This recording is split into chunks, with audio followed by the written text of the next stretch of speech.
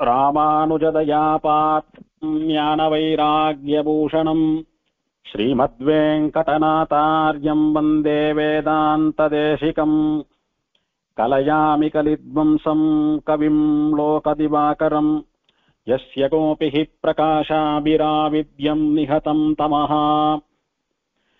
அன்றாயர் குலக்கொடியோடு அணிமாமலர் மங்கையொடு அன்பலவி அவுணர்க்கு என்றானும் இரக்கமிலாதவனுக்கு உறையுமிடமாவது இரும்பொழில் சூழ் நன்றாய புனல் நரையூர் திருவாலி குடந்தை தடந்திகள் கோவல் நகர்.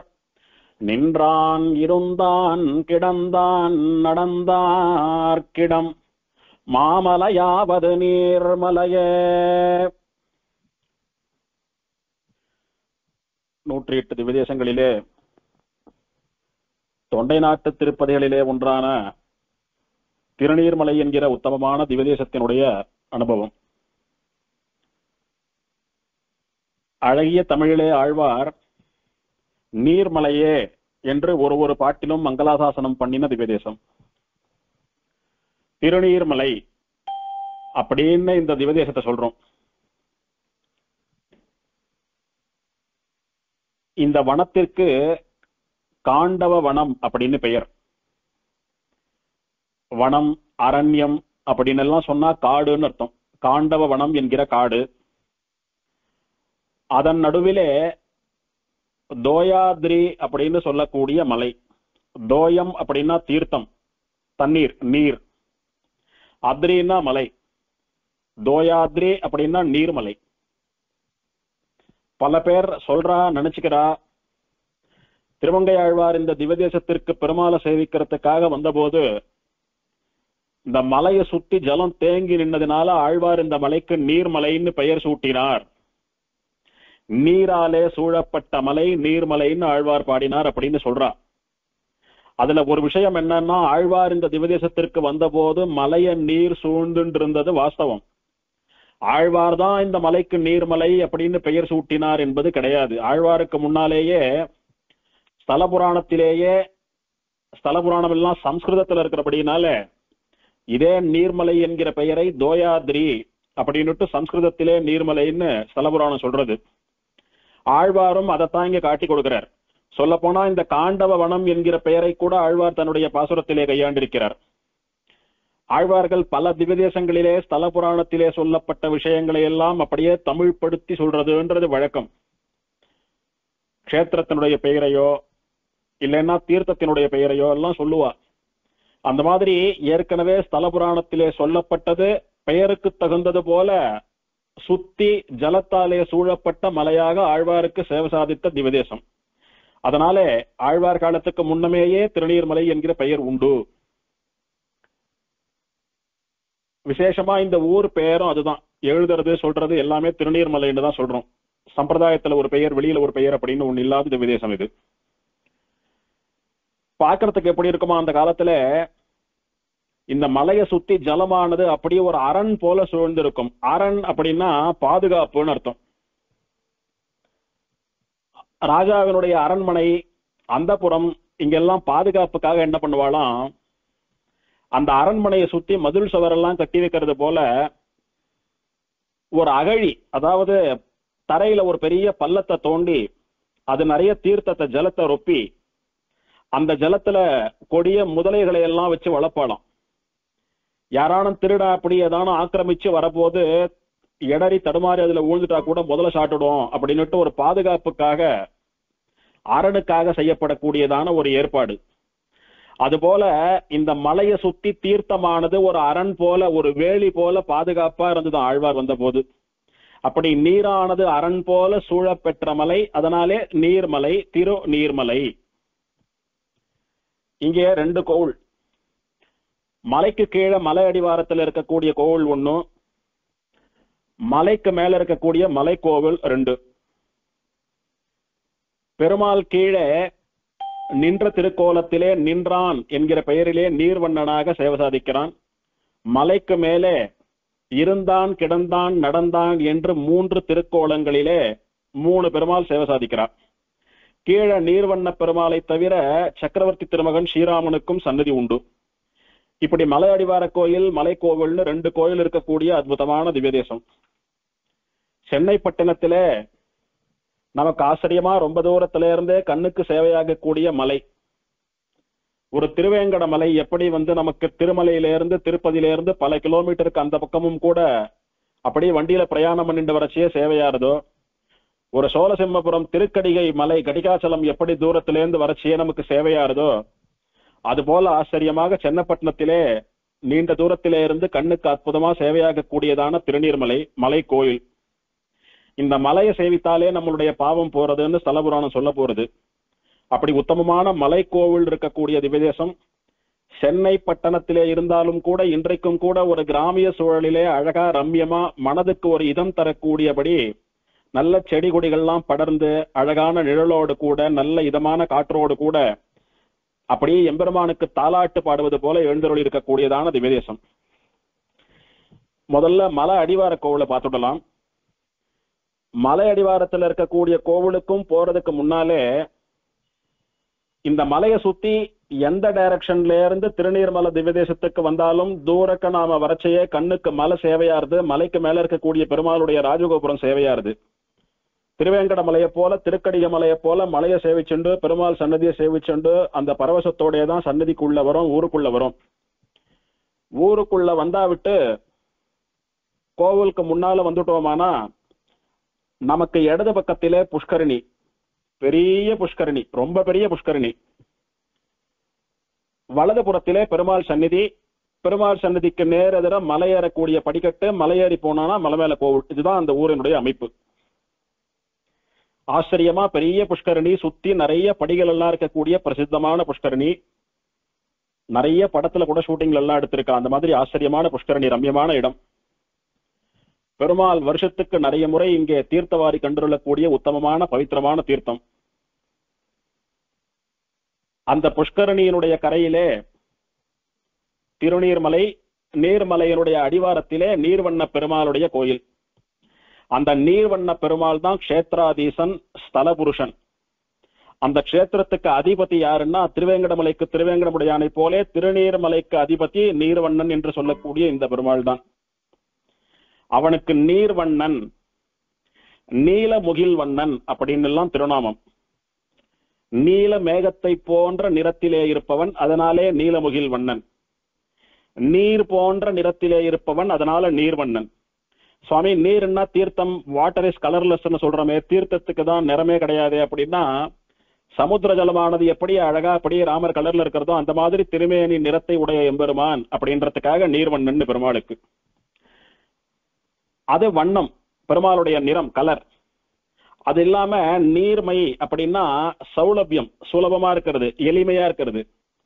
உயர்ந்த பரம்பொருளான பெருமாள் நான் பெரிய சுவாமி அப்படின்னு உச்சாணி கிளையிலே மார்தட்டி கொண்டு கம்பீரமா உட்கார்ந்து இருந்தா நம்ம கதி என்ன ஆறுது? நமக்காக ஒசரத்துல இருக்கக்கூடிய பெருமாள் ஜலம் எப்படி அப்படி பெரிய மலை பாறை மேல இருந்து அப்படி நமக்காக கீழே இறங்கி வந்து நமக்கு தயவு பண்றதோ, வந்தாதான் அதுல குளிக்கிறோம் எல்லாம் பண்றோம். அந்த மாதிரி வைகுண்டத்துல இருக்கக்கூடிய பெருமாள் ஒரு பெரிய மலை மேல இருந்து விழக்கூடிய அருவி போலே, அந்த அருவியானது எப்படி அப்படி மேல இருந்து கொட்டி தேங்கி நின்று ஒரு குளமா குட்டையா மாறித்துன்னா அதுல நம்ம தீர்த்தத்தை எடுத்துட்டு நீராதாரத்தோட வாழறோமோ, அந்த தீர்த்தம் எப்படி நமக்கு வாழ்வாதாரமா இருக்கிறதோ, அப்படி வைகுண்டத்துல இருக்கக்கூடிய பெருமாள் தன்னுடைய நீர் போன்று உசரத்தில இருந்து கீழே தாழ்ந்து வரக்கூடிய சுபாவத்தினாலே மகா பாவிகளான அல்பர்களான பக்தியே இல்லாத நம்ம எல்லாம் கூட கடை தேற்றுகிறான், வாழ வைக்கிறான் பெருமாள். அதனால நீரை போன்ற நீர்மை உடையவன் நீர்வண்ணன் அப்படின்னு பல அர்த்தங்கள் இந்த எம்பெருமானுடைய திருநாமத்துக்கு. இப்படி நீர்வண்ணன், நீலமுகில்வண்ணன் என்கிற பெயர்களோட பெருமாள் கிழக்கு நோக்கி திருமுக மண்டலத்தை வைத்துக் கொண்டு நின்ற திருக்கோலத்திலே சேவை சாதிக்கக்கூடிய எம்பெருமான். இவர்தான் க்ஷேத்ராதீசன் இந்த ஊருக்கு. இந்த பெருமாளுடைய சந்நிதி ரொம்ப ஆச்சரியமான சந்நிதி. ராஜகோபுரம் இருக்கிறது. ராஜகோபுரத்துக்கு நேர யார் இருக்காளோ அவதான் பிரதானமான மூர்த்தி அந்த கோவிலுக்கு. ராஜகோபுரத்துக்கு நேர யார் இருக்கா அப்படின்னா ராமன் தான் இருக்கார். சக்கரவர்த்தி திருமகன் சொல்லக்கூடிய ராமன் சீதா பிராட்டி லக்ஷ்மணன் இவாளோடு கூட குடும்ப சமேதரா எழுதிருக்கார். அப்போ அந்த ராமருக்கு தான் இந்த பிரதானமான சந்நிதியா, ராமர் தான் பிரதான மூர்த்தியா அப்படின்னு ஒரு கேள்வி. கோவிலுக்குள்ள நுழைஞ்சோமானா ராஜகோபுரத்துக்கு நேர ராமர் சந்நிதி. நமக்கு வலது புறத்திலே கொடிமரம் இருக்கும். கொடிமரம் பொதுவா எங்க இருக்கும்? கோவிலுக்குள்ள நுழைஞ்சா நேரவே கொடிமரம் இருக்கணுமோ இல்லையோ? அப்படி இல்லாம நமக்கு வலது புறத்திலே கொஞ்சம் தள்ளி இருக்கும். அந்த கொடிமரம் யாருக்கு இருக்கு அப்படின்னு பார்த்தா நீர்வண்ண பெருமாளுக்கு கொடிமரம் இருக்கு. அப்ப கொடிமரம் எந்த பெருமாளுக்கு இருக்கோ அவர் தான் பிரதானமான பெருமாளா அப்படின்னு இன்னொரு கேள்வியும் வருது. ராஜகோபுரம் இருக்கிறதுனால இவர் தான் அந்த கோவிலுக்கு பிரதான மூர்த்தியா, இல்ல கொடிமரம் இருக்கிறதுனால நீர்வண்ணன் தான் அந்த கோவிலுக்கு பிரதான மூர்த்தியான்னு ரெண்டு கேள்வி. இது அப்படியே மனசுல வச்சுக்கலாம், சலபுராணம் பாக்குறச்ச நன்னா விளங்கும். இப்போ ராஜகோபுரத்துள்ள நுழைஞ்சு இறங்கினோமானா அப்படி பிரதட்சிணமா சுத்திண்டு வரச்ச முதல்ல நமக்கு சேவையாகக்கூடியது ராமர் சந்நிதி. ராமர் குடும்ப சம்பேதரா இந்த கோவிலே என்னுடையதுதான் அப்படின்னு சொல்ற மாதிரி சபை நிறைய அந்த மண்டபத்தை ராஜா போல கம்பீரமா அலங்கரிச்சுண்டு அந்த பெரிய மண்டபத்துக்கு நடுவுல நான் தான் இந்த கோவிலுக்கு அதிபதினு சொல்ற மாதிரி சிங்கமாட்டமா ராகவசிம்மம் எழுந்தருளி இருக்கக்கூடிய ஒரு அற்புதமான காட்சி.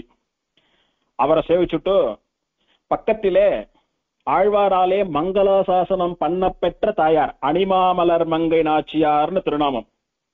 ஆழ்வார்கள் தாயார் பெயரை குறிப்பிட்டு பாடுறது சில கோவில்கள்ல தான். அந்த மாதிரி தாயார் பெயர் குறிப்பிடப்பட்ட சில திவதேசங்களிலே இதுவும் ஒன்று. அணிமாமலர் மங்கையோடு அன்பலவி அப்படின்னு ஆழ்வார் பாட்டு.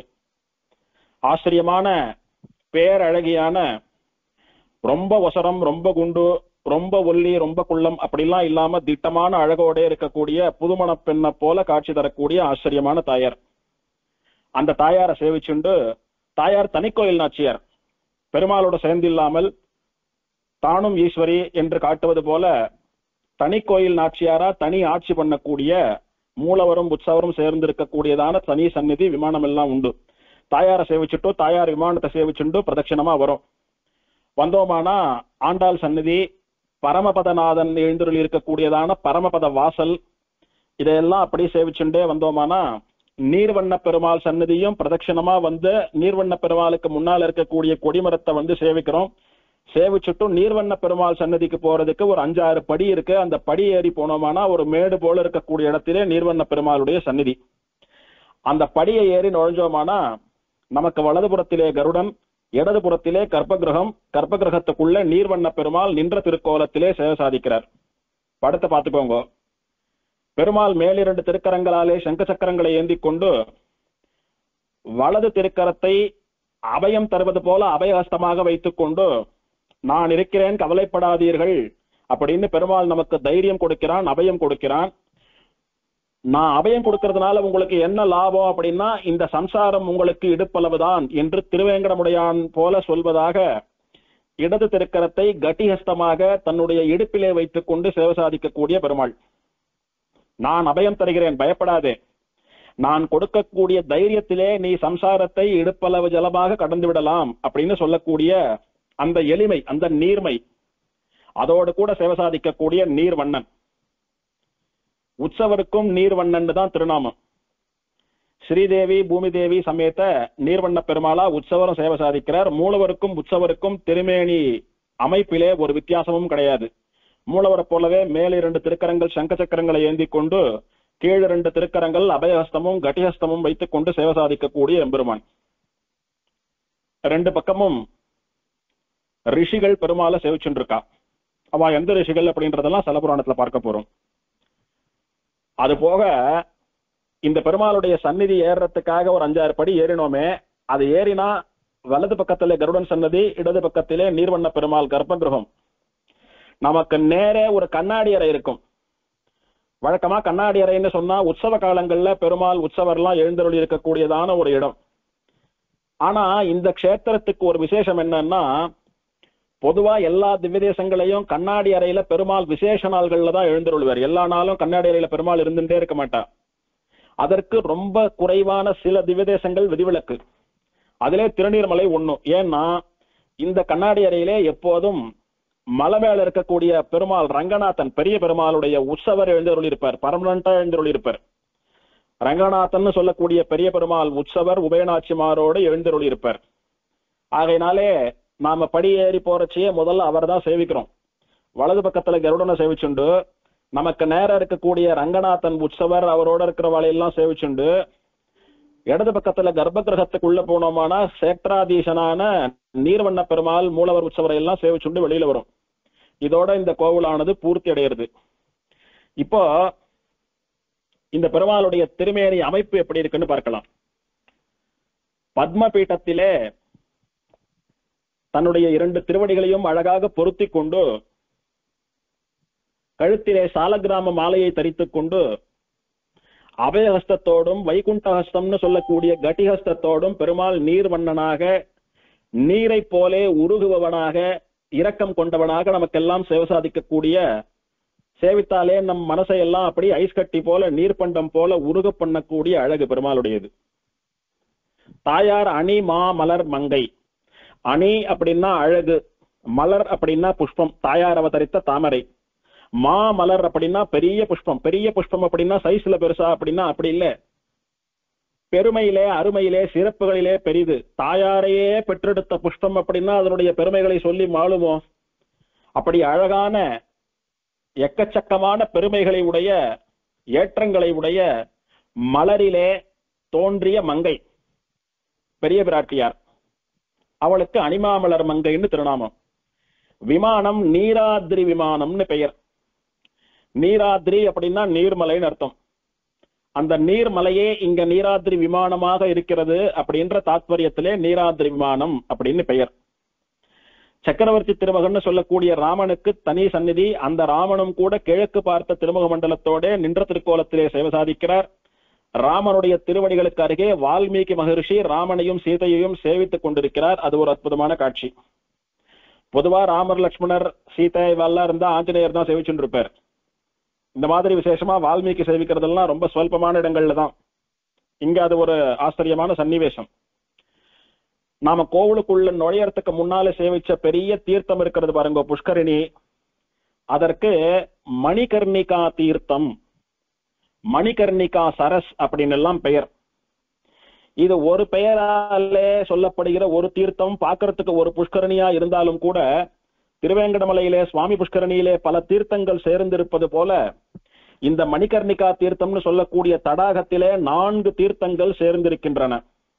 அது என்ன 4 தீர்த்தம், எதனால யாருக்காக வந்து சேர்ந்ததுன்னு ஸ்தலபுராணத்துல பார்க்கலாம். என்ன 4 தீர்த்தங்கள் அப்படின்னா, க்ஷீர புஷ்கரிணி, காருண்ய புஷ்கரிணி, சித்த புஷ்கரிணி, ஸ்வர்ண புஷ்கரிணி அப்படின்னு 4 தீர்த்தங்கள் சேர்ந்து மணிகர்ணிகா தடாகம்னு சொல்லக்கூடிய ஒரு திருக்குளம்.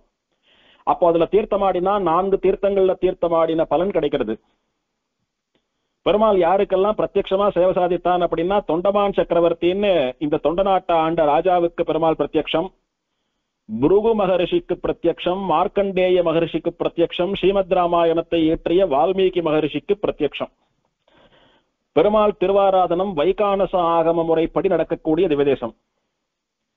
யாரெல்லாம் மங்களாசாசனம் அப்படின்னா, பூதத்தாழ்வார் 1 பாசுரத்தாலே மங்களாசாசனம், திருமங்கையாழ்வார் 19 பாசுரங்களாலே மங்களாசாசனம், மொத்தம் 20 பாசுரங்கள் இந்த திவதேசத்திற்கு மங்களாசாசனமாக. இது மலை அடிவார கோயில். ரங்கநாதன் உற்சவருக்கு நடக்கக்கூடிய எல்லா உற்சவங்களும் மலை அடிவார கோயில்ல தான் நடக்கும். நீர்வண்ண பெருமாளுக்கு நடக்கக்கூடிய உற்சவங்கள், ராமனுக்கு நடக்கக்கூடிய உற்சவங்கள், அணிமாமலர் மங்கை தாயாருக்கு, ஆண்டாளுக்குன்னு எல்லா உற்சவங்கள், ஆழ்வார் ஆச்சாரியால் சாத்தமரை அத்தனையும் மலை அடிவார கோவில்ல தான் நடக்கும். மலை அடிவாரத்துல இருக்கக்கூடிய கோவிலுக்கு நேரெதிரே இருப்பது வாகன மண்டபம். அங்கதான் வாகனத்துல பெருமாள் எழுந்தருளி பிரம்மோற்சவ சமயங்கள் ரத சப்தமியில் எல்லாம் புறப்பாடு கண்டருளக்கூடியதான சன்னிவேசம். அப்படி பெருமாளோட மாடு வீதிய பிரதட்சிணமா வந்தோமானா, பெருமாள் சந்நிதிக்கு வலது புறத்துல திரும்பினா ஆச்சரியமா சுவாமி தேசிகன் சந்நிதி. சுவாமி தேசிகன் இந்த மலையடிவாரத்தில் இருக்கக்கூடிய நீர்வண்ணனையும் மலை மேல இருக்கக்கூடிய பெருமாள்களையும் சேவித்துக் கொண்டிருப்பது போல மலையை நோக்கி இந்த பெருமாளை நோக்கி அமர்ந்து கொண்டிருக்கக்கூடிய திருக்கோலத்திலே பெரிய திருமேனியோட அழகா சேவை சாதிக்கிறார். தேசிகனடியார்கள் அவசியம் போய் ஒரு முறையான சேவிக்க வேண்டிய தேசிகன். அத்தனை ஆச்சரியமான அழகு மூலவர். அப்படியே பிரம்மாண்டமா தூப்புல காட்டிலும் இன்னும் பெரிய மூலவரா இருப்பார். அவசியம் இவரை போய் சேவிக்க வேண்டியது. அப்படி பிரதட்சிணமா வந்தோமானா கோவிலுக்கு பின்பக்கம் புஷ்கரணி, கோவிலுக்கு இடதுபுறத்திலே திருத்தேர், கோவிலுக்கு முன்னாலே வாகன மண்டபம், இப்படி மாடவீதி.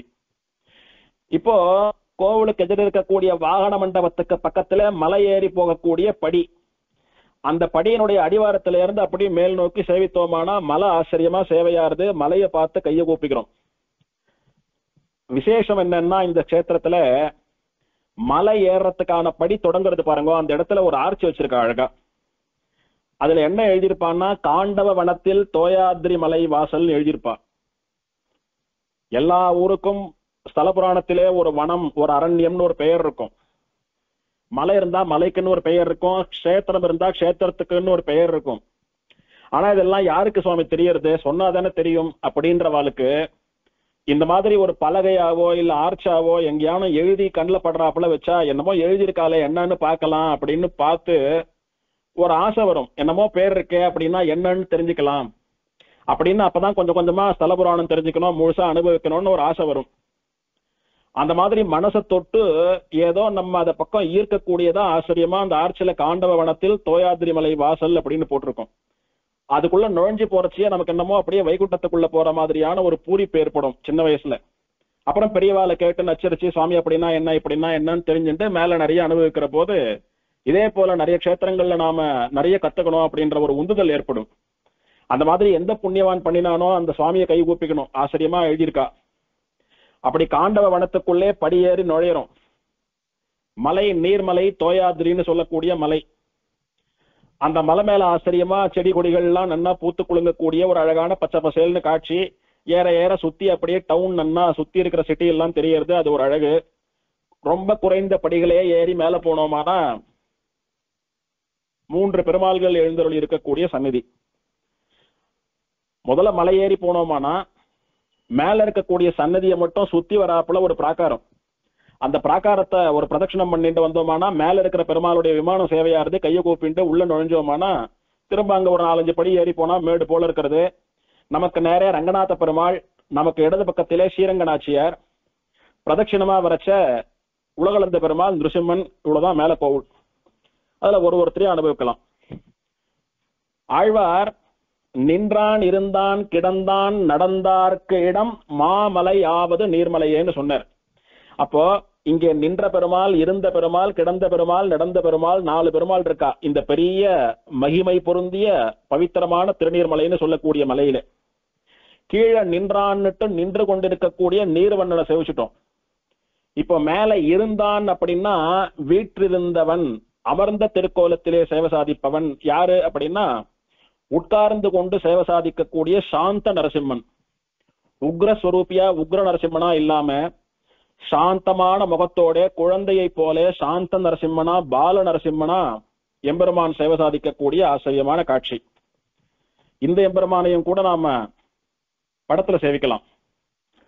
ஆச்சரியமா பெருமாள் சாந்தமான முகத்தோட 2 திருக்கரங்களோட அபயமளிப்பது போலவும் உபதேசம் பண்ணுவது போலவும் திருக்கரங்களை வைத்துக் கொண்டு பயமில்லாமல் என்னிடத்திலே நெருங்குங்கள், நான் காப்பாற்றுகிறேன், அபயம் தருகிறேன்னு சொல்லி தன்னுடைய சாந்த முகத்தினாலே நம்ம எல்லாம் சேர்த்து கொள்ளக்கூடியதான ஒரு ஆச்சரியமான திருக்கோலம்.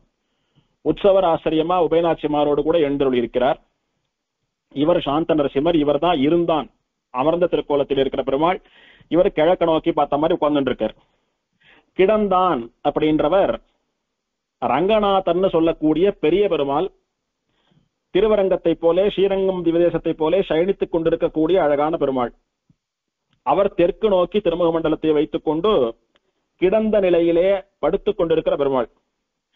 அவருடைய தர்மபத்னி ஸ்ரீரங்க நாயக்கி ஸ்ரீரங்க நாச்சியார், அவள் தனிக்கோயில் நாச்சியார். அவள் பெருமாளுக்கு வலது பக்கத்திலே கிழக்கு நோக்கி பார்த்த மாதிரி சேவை சாதிக்கிறார் தாயார். அவளும் ரொம்ப ஆச்சரியமான தாயார். மூலவர் திருமேனி ரொம்ப பெருசு. உற்சவரும் கூட அத்தனை வசீகாரமான முகத்தோடு கூடிய தாயார். கீழே இருக்கிற அணிமாமலர் மங்கை தாயாருக்கும் மேல இருக்கிற ஸ்ரீரங்க நாச்சியாருக்கும் அழகிலே போட்டி வைத்துக் கொண்டால் 2 பேரும் அப்படியே டைல தான் நிற்பா. அந்த அளவுக்கு அழகு. மேல இருக்கிற மூலவர் கீழே இருக்கிற மூலவரோட கொஞ்சம் பெரிய திருமேனி, பெரிய பிராட்டியோ இல்லையோ அதனால பெரிய திருமேனி. இவர் கிடந்தான். நடந்தான் அப்படின்னு சொல்லக்கூடிய பெருமாள் திரிவிக்கிரமன், உலகளந்த பெருமாள். நின்ற திருக்கோலம் கிழக்கே திருமுக மண்டலம். அடியன் கிடைச்ச படம் வரைக்கும் ஷேர் பண்றேன். அது மட்டும்தான் படம்னு இல்லை, நிறைய தேடி பார்த்தா உங்களுக்கும் கிடைக்கும், சேவிச்சுக்கலாம். தேடுறதுக்கு அவகாசம் இல்லாததுனால என்ன கிடைச்சிருக்கோ அது கொடுத்துருக்கேன் அடியன். அவர் ஆச்சரியமா உலகளந்த திருக்கோலத்தில ரொம்ப பெரிய பெருமாளா இல்லாம காழிச்சீராம விண்ணகரம் தாடாளன காட்டிலும் இன்னும் கொஞ்சம் சின்ன பெருமாள் தான் இவர். அவரும் குழந்தை போலதான் இருப்பார். இப்போ ஸ்தல புராணத்தை சேவிக்கலாம். பிரம்மாண்ட புராணத்திலே சொல்லப்பட்டதான ஸ்தல புராணம். இந்த க்ஷேத்திரம் இருக்கக்கூடிய வனத்திற்கு காண்டவ வனம்னு பெயர். இந்த மலைக்கு தோயாத்ரின்னு பெயர். தோயம் நீர், அத்ரி மலை, தோயாத்ரி நீர்மலை. ஆழ்வார் வந்த போது ஜலம் சூழ்ந்துன்றதுன்னு சொல்றாலே அதுக்கு என்ன காரணம் அப்படின்னா, இதெல்லாம் ரொம்ப பள்ளமான பகுதி. நம்ம பாஷையில சொல்லணும்னா கேட்ச்மெண்ட் ஏரியா. நன்னம் மழை வந்து கொடுத்தோம்னா ஊர்ல இருக்கிற அத்தனை ஜலமும் தேங்கி நிற்கக்கூடிய இடம். பொதுவா மலையடிவார பகுதிகளில் ஜலம் சூழ்ந்திருக்கிறதுன்றது எங்கேயும் நடக்கக்கூடியதுதான். திருப்பதியில கூட கட்டுக்கடங்காத மழை வந்துடுத்தோம் மலை மேல அப்படின்னா மலையில இருக்கக்கூடிய ஜலமெல்லாம் சேர்ந்து ஊருக்குள்ள வந்து மலையடிவார பகுதிகள்லாம் அப்படியே மூழ்கி போயிடும் நிறைய. இன்னைக்கும் அந்த மாதிரி பொதுவா மலையடிவாரம்னாவே கேட்ச்மெண்ட் ஏரியாவா தான் இருக்கும். இது சுத்தி நிறைய பள்ளங்கள்லாம் இருக்கிறது, குவாரிகள்லாம் இருக்கிறது. அந்த மாதிரி பள்ளத்தாக்கு பகுதியா இருக்கிறபடினாலே இன்னைக்கும் கூட நிறைய மழை புயல்லாம் வந்து கொடுத்தோம்னா ஜலம் சூழ்ந்திருக்கிறது தான். அந்த சமயத்துக்கு போனோம்னா நாமளும் ஒவ்வொருத்தரும் ஒரு ஆழ்வார் தான். பெருமாள் கிட்டக்க போக முடியாதபடிக்கு அந்த வெள்ளம் மலையை சூழ்ந்துட்டு நம்மள தூரக்கவே வச்சிரும். நாமளா இதை ஒரு காரணமாயிட்டு திருமங்கை ஆழ்வாரை நினைச்சு ஃபீல் பண்ணிக்க வேண்டியதுதான். அப்படி ஆழ்வார் காலத்துக்கு முன்னாலும் சரி, ஆழ்வார் பரமபதித்து இத்தனை ஆயிரம் வருஷங்கள் கழித்து இன்னைக்கும் சரி, நீராலே சூழப்பட்ட மலை. மழை வந்தா அதனுடைய சுயரூபம் தெரியும், அதனாலே நீர்மலை. இந்த க்ஷேத்திரத்திலே ஒரு நாள் நாம பண்ணக்கூடிய ஒரு புண்ணிய காரியம் மற்ற புண்ணிய கஷேத்திரங்கள்ல 100 வருஷங்கள் தவம் பண்றதுக்கு சமானமா. அத்தனை உத்தமமான புண்ணிய கஷேத்திரம்னு பிரம்மாண்ட புராணம் சொல்றது. ரொம்ப தூரத்தில இருந்து இந்த தோயாத்ரி மலையை, திருநீர் மலையை கண்ணாலே சேவித்த மாத்திரத்திலேயே பாவங்கள் போறதுன்னு சொல்றது. இந்த காண்டவ வனம் அப்படின்றது என்ன அப்படின்னா, சர்வேஸ்வரனான எம்பெருமானுடைய மாயை.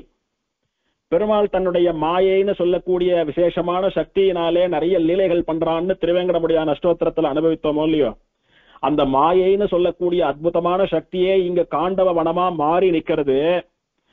அதுக்கு மேல பெருமாள் எழுந்தருளி இருக்கிறான். அதனால பெருமாளுடைய மாயையே மலையா இருக்கிறபடினாலே அங்க இருக்கிற பெருமாளை சேவிக்கிறவா இந்த உலக மாயையிலே சிக்கி தவிக்கக்கூடிய சம்சார நோயிலிருந்து விடுபடறா. அவ அந்த மாயையிலிருந்து கடந்து மாயவனான எம்பெருமானுடைய திருவடிகளை அடைகிறார்கள்னு பிரம்மாண்ட புராணம் தெரிவிக்கிறது. அதனாலே இந்த க்ஷேத்திரம் ஆயுள் விருத்தியை தரக்கூடிய க்ஷேத்திரம், திருமண பிராப்தி க்ஷேத்திரமாக விளங்குறது. நிறைய பேர் பிரார்த்திச்சுண்டு கல்யாணம் பண்ணிக்கிறாங்க. பெருமாள் ஆச்சரியமா 5 ரூபத்திலே சேவை சாதிக்கிறான் ராமரோட சேர்த்து. எல்லாரும் பத்னி சகிதமா பிராட்டிமாரோட தான் இருக்கா.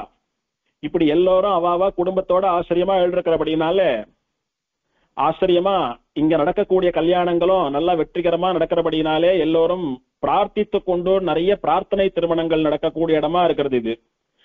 அதே மாதிரி இங்க பண்ணக்கூடிய ஆயுஷ் ஹோமங்கள் இதெல்லாமும் கூட பண்ணிக்கிறவா நன்னா தீர்காயுஷ் இருக்கா அப்படின்னு அங்க இருக்கக்கூடிய பெரியவாள்லாம் தெரிவிக்கிறா. ஸ்தல புராணமும் கூட தெரிவிக்கிறது. இதை இன்னைக்கும் கண்கூட அனுபவத்திலே உணரலாம். இங்க இருக்கக்கூடிய ராமர் யாருன்னா, சீதா பிராட்டி பிரிவதற்கு முன்னாலே கல்யாண ராமனா, கல்யாணமான புதுக்கோலத்திலே தாயாரோடு கூட சேவை சாதித்த கல்யாணராமன். அப்படிதான் வால்மீகி பிரார்த்திச்சுட்டார், அப்படிதான் ராமன் சேவை சாதித்தான். அதனாலயோ என்னமோ இங்க நடக்கக்கூடிய கல்யாணங்கள்லாம் என்னைக்கும் நல்ல விசேஷமான ஒரு ஒற்றுமையோட தாம்பத்தியத்தோட அவளுடைய வாழ்க்கை பிரகாசிக்கிறது அப்படின்றதுனால நிறைய கல்யாணங்கள் நடக்கிறது. இது பொதுவா இந்த க்ஷேத்திரத்தினுடைய ஸ்தலபுராணம். இப்ப 4 பெருமாளுக்கும் 4 வரலாறு உண்டு, அதை பார்க்கலாம். காஷ்யபர், அத்ரி, பரத்வாஜர், விஸ்வாமித்ரர், கௌதமர், ஜமதக்னி, வசிஷ்டர், இந்த மகர்ஷிகள்லாம் அவளுக்குள்ள ஒரு ஒரு கூட்டத்தை ஏற்படுத்தி ஒரு விசாரம் பண்றா.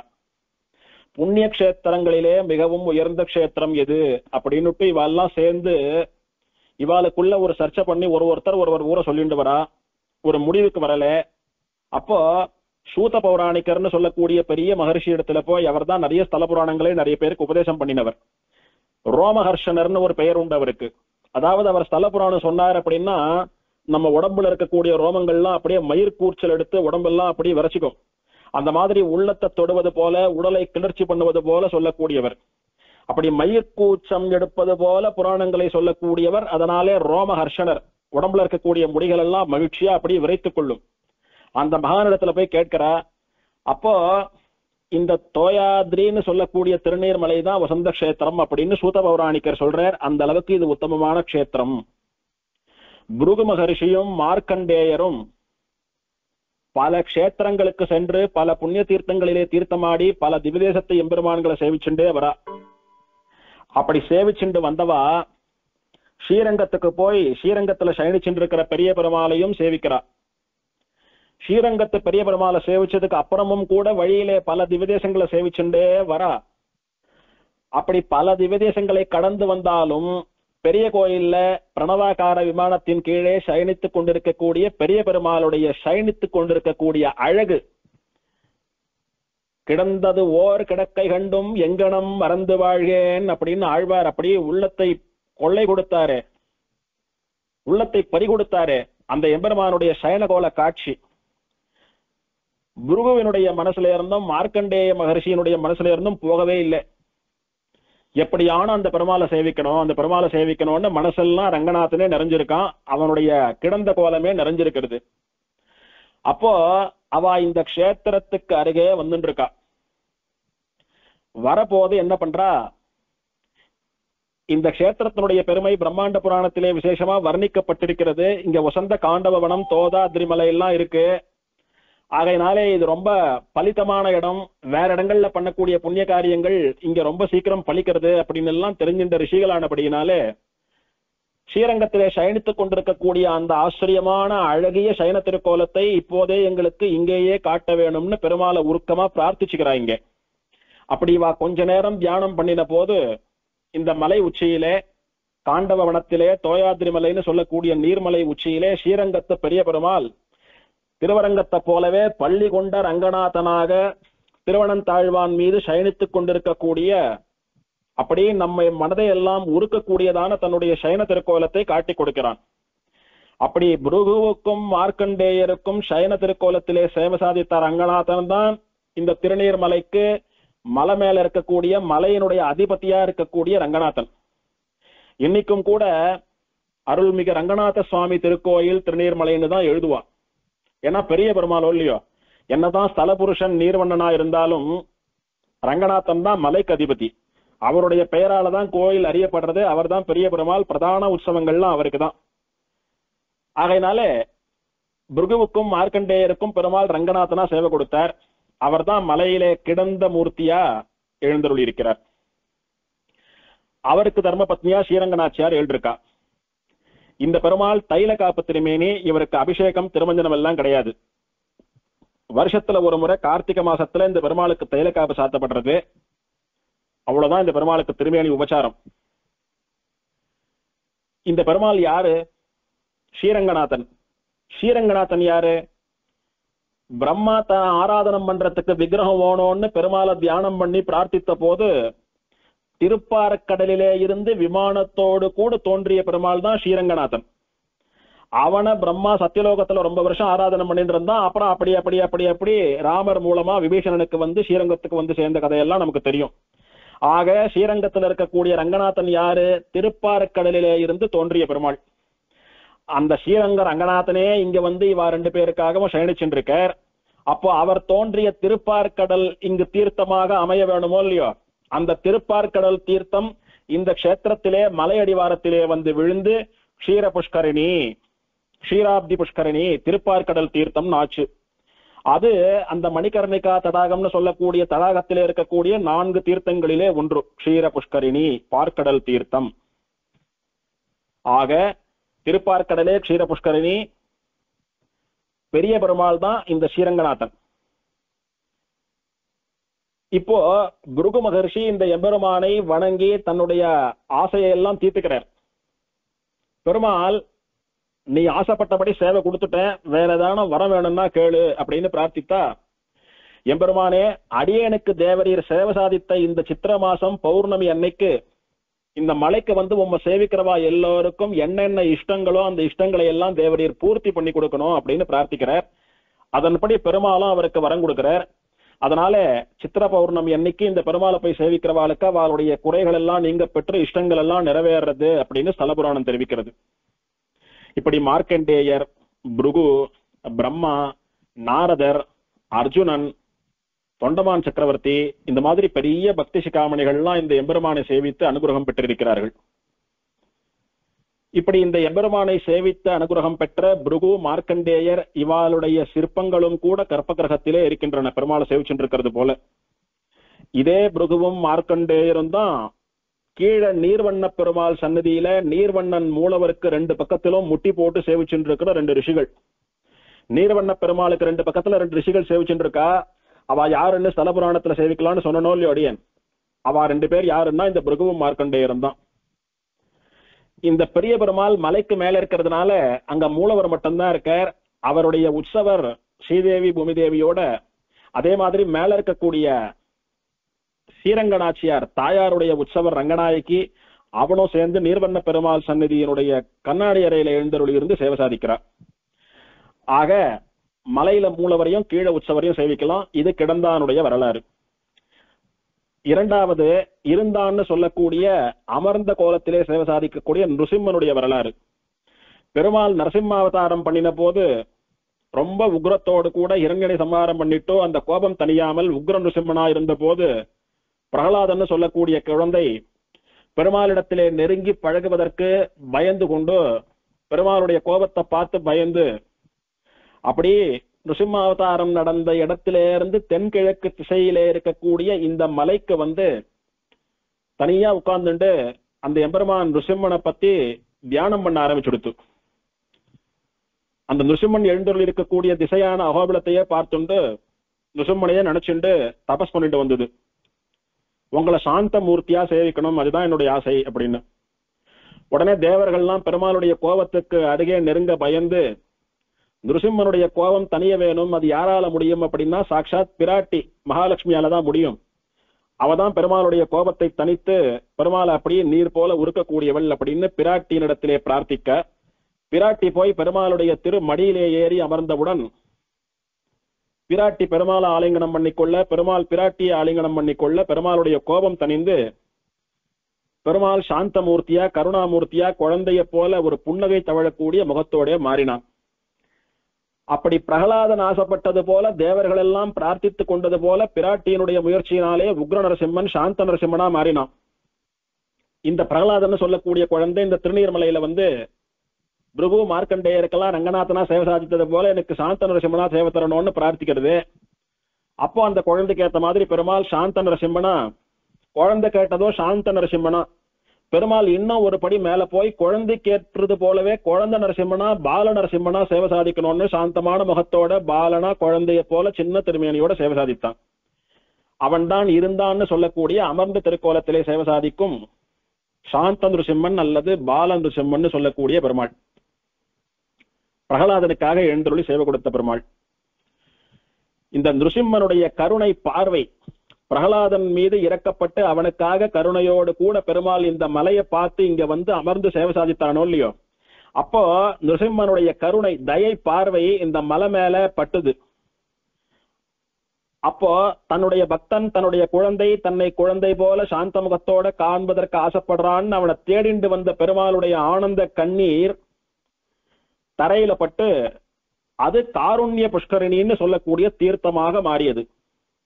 காருண்யம் அப்படின்னா கருணையோ இல்லையோ, பக்த பிரகலாதனிடத்திலே இருந்த கருணை கண்களிலே நீராக மாறி ஆனந்த கண்ணீராக பிரகலாதனை கண்ட ஆனந்தத்திலே பூமியிலே விழ அந்த கருணை நீராக மாறி அந்த கருணை கண்ணீரே காருண்ய புஷ்கரணின்னு மாறித்து. அதுதான் மணிகர்ணிகா தீர்த்தத்திலே இருக்கக்கூடியதான காருண்ய புஷ்கரணின்னு சொல்லக்கூடிய 2வது தீர்த்தம். பெருமாளை சேவித்த பிரகலாதனுடைய ஆனந்த கண்ணீரும் இதிலே சேர்ந்து கொண்டதுன்னு ஸ்தலபுராணம் தெரிவிக்கிறது. இது பகவான் இருந்த வரலாறு. 3வதா பெருமாள் நடந்தான் இருக்கிறானே அவனுடைய வரலாறு.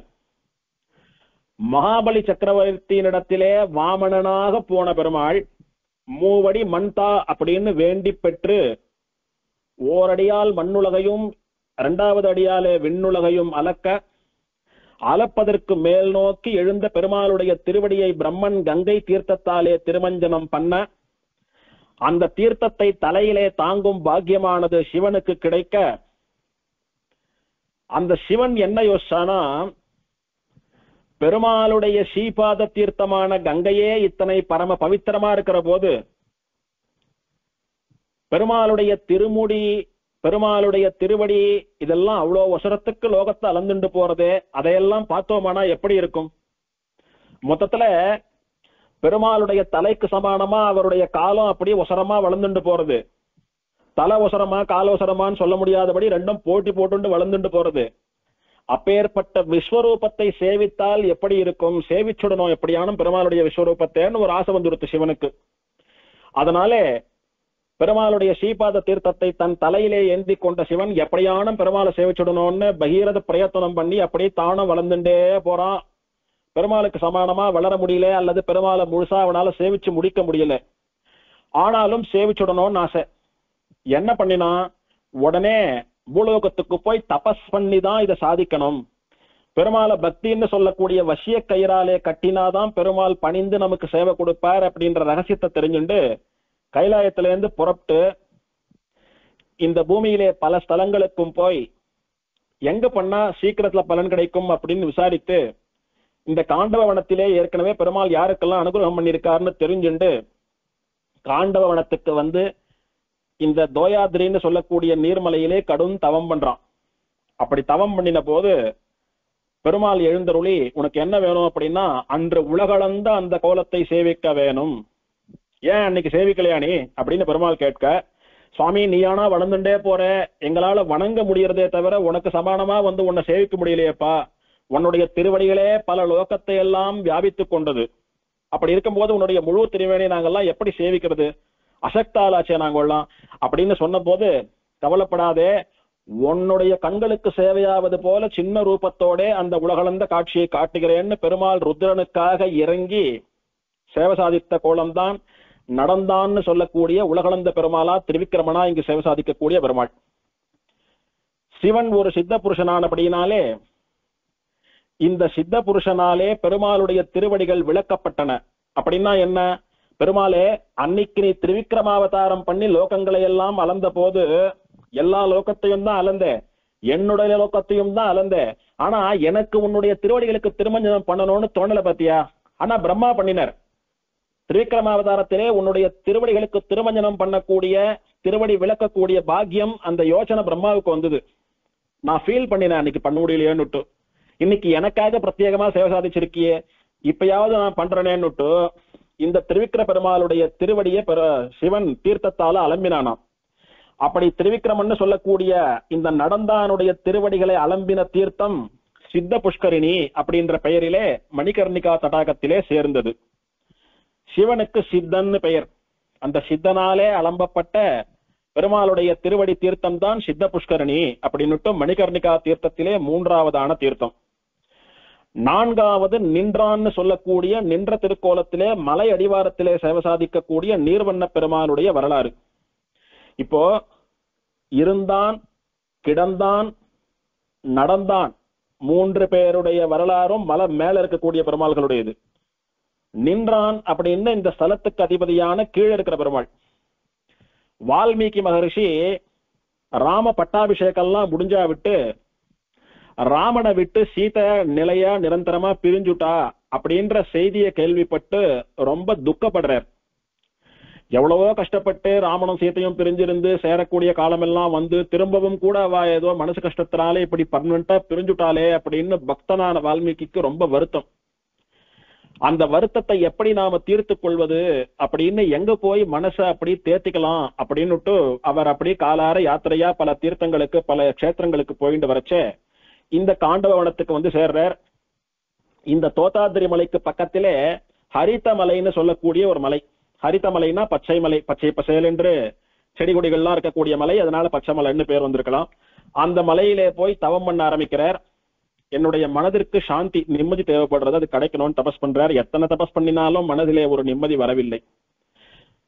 இத்தனை காலம் தபஸ் பண்ணிவிட்டேன், இன்னமும் என்னுடைய மனசுல கவலை போகலையே அப்படின்னு இவர் வருத்தப்பட்டு அழுத போது அந்த ஹரித மலையிலிருந்து ஒரு அசரீரி ஒரு வாக்கு கேட்டது. இது என்ன பெரிய பிரமாதமான மலை, நீங்க உட்கார்ந்து தபஸ் பண்ணிட்டு இருக்கீர். இப்பேற்பட்ட காண்டவவனத்திலே வசந்த தோயாதிரின்னு சொல்லக்கூடிய திருநீர் மலை இருக்கிற போது அதை விட்டுட்டு இங்க வரலாமா? அந்த மலைக்கு போங்க, அந்த மலை மேல ரங்கநாதன், நிருசிம்மன், திரிவிக்ரமன் 3 பெருமாள் இருக்கா. அவளை எல்லாம் போய் சேவிச்சுட்டு வாங்கோ, உங்களுடைய மனசுல இருக்கிற கஷ்டம் நீங்கிறதான்னு பார்க்கலாம் அப்படின்னு அசரீரி சொல்லிட்டு, அதை கேட்ட உடனே இவருக்கு ஒரு உத்வேகம் வந்து திருநீர்மலை ஏறி போய் மலையை சேவித்து மலை மேல இருக்கக்கூடிய 3 பெருமாளையும் சேவிக்கிறார். சேவிச்சுட்டு கீழே இறங்குறார். அப்பவும் இவரோட மனசுல இருக்கிற கவலை போகல. ஏன் போல அப்படின்னு யோசிச்சு பார்க்கிறார். அப்போ நம்முடைய கவலைக்கு என்ன காரணம் அப்படின்னு முதல்ல ஆராய்ந்து பார்க்கலாம். பெருமாளும் பிராட்டியும் பிரிஞ்சுட்டா, அவ 2 பேரும் சேர்ந்து இருந்தா தானே நமக்கெல்லாம் சந்தோஷம். பிரிஞ்சுட்டாலேன்றதுதான் நமக்கு கவலை. அப்போ பெருமாளும் பிராட்டியும் சேரணும், அல்லது சேர்ந்து சேவையான சாதிக்கணும். அப்பதான் இவருடைய மன கஷ்டம் போகும். இப்போதான் மருந்து கண்டுபிடிச்சார் இவர். ராமனையும் சீதையையும் சேர்த்தியா சேவிச்சாதான் துயரம் போகும்னு தெரிஞ்சுட்டார். அப்போ ராமா, நீ உடனே சீதா பிராட்டியோடு கூட ஒற்றுமையோட குடும்ப சமேதமா கல்யாணமான நாள்ல எப்படி 2 பேரும் ஒற்றுமையா கல்யாண ராமனா சேவை சாதிச்சியோ அப்படி சேவை சாதிக்கணும் அப்படின்னு பிரார்த்திக்கிறார். இந்த மலை அடிவாரத்தில இருந்து மலைக்கு மேல இருக்கக்கூடிய பெருமாள்களை எல்லாம் கையை கூப்பி பிரார்த்திக்கிறார். ஏன் தெரியுமோ? அப்ப மலை அடிவாரத்துல கோவில் கிடையாது. ராமன் இல்ல, நீர்வண்ணன் இல்ல, கோவிலே இல்ல. கீழே மேல இருக்கிற 3 பெருமாள் மட்டும்தான். மேல யாரெல்லாம் இருக்கா? பெரிய பெருமாள் இருக்கார், நிருசிம்மன் இருக்கார், திரிவிக்ரமன் இருக்கார். இவரோ சீதா பிராட்டியோடு கூட கல்யாண ராமனை சேவிக்கணும்னு ஆசைப்படுறார். என்ன பண்ணலாம்? இந்த மலைக்கு அதிபதியா இருக்கக்கூடிய பேர்லயே பெரிய பெருமாள்னு பேரை வச்சுட்டு இருக்கிற பெரிய பெருமாள் ரங்கநாதன், நாங்களே உனக்கு ராமன் சீதையா சேவை சாதிக்கிறோம் அப்படின்னு இவர் மனசுல ஒரு ஆறுதல் கொடுத்து, அந்த ரங்கநாதனே ராமனாகவும், ஸ்ரீரங்கநாச்சியாரே சீதா பிராட்டியாகவும், ரங்கநாதன் சயனித்துக் கொண்டிருக்கக்கூடிய பாம்பு படுக்கையான ஆதிசேஷனே லக்ஷ்மணனாகவும், ரங்கநாதனுடைய சங்கு சக்கரங்கள் சத்ருக்னர் பரதராகவும், விஸ்வக்சேனர் சுக்ரீவனாகவும், ரங்கநாதருக்கு முன்னாலே மண்டியிட்டு கொண்டு கைகூப்பி அமர்ந்து கொண்டிருக்கக்கூடிய கருடன் ஆஞ்சநேயராகவும் மாறி கல்யாண ராமனா குடும்பத்தோடு கூட ஹனுமானோடு கூட அப்படியே சேவை சாதித்து வால்மீகிக்கு அப்படியே கண்ணுக்கு விருந்து போல பெருமாள் சேவை சாதித்தானாம். அந்த ராம பரிவாரங்கள் தான் கீழே வால்மீகிக்கு சேவை சாதித்தவர்களாக ராமரா எழுதிருக்கா நீர்வண்ண பெருமாள் சன்னதியில. இப்படி முதல்ல கீழே பெருமாள்னு சேவை கொடுத்தவர் ராமன் தான். அதனால அவருக்கு தான் பிரதான வாசல் ராஜகோபுரம் என்பது போல கீழ் சன்னதிக்கு நேர போனோமானா ராமர் தான் இருக்கார். அவருக்கு ஏன் பிரதான வாசல் அப்படின்ற கேள்விக்கு இது பதில். அவர் தான் முதல்ல வந்த பெருமாள் நீர்வண்ணனுக்கு முன்னாலே. இப்போ பெருமாளும் பிராட்டியும் சேர்ந்துட்டா, சேர்ந்து குடும்ப சகித்தமா கல்யாண ராமனா சேவை கொடுத்துட்டா, இவர் மனசுல இருந்த அத்தனை கஷ்டமும் அப்படி பனி போல மறைஞ்சு போயிடுச்சு. இப்ப இவருடைய கண்ணீர் எல்லாம் துடைக்கப்பட்டு மனசுல இருந்த பாரம் எல்லாம் நீங்கி ரொம்ப குதூகலமாயிட்டார்.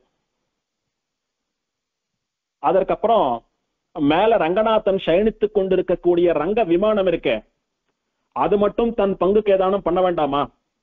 ஒருத்தரும் ஒன்னொன்னா மாறி சேவை கொடுத்துட்டா, இப்ப ரங்க விமானம் ராமனும் சீத்தையும் பயணிக்கக்கூடிய புஷ்பக விமானமா மாறி வந்து நின்றுதான்.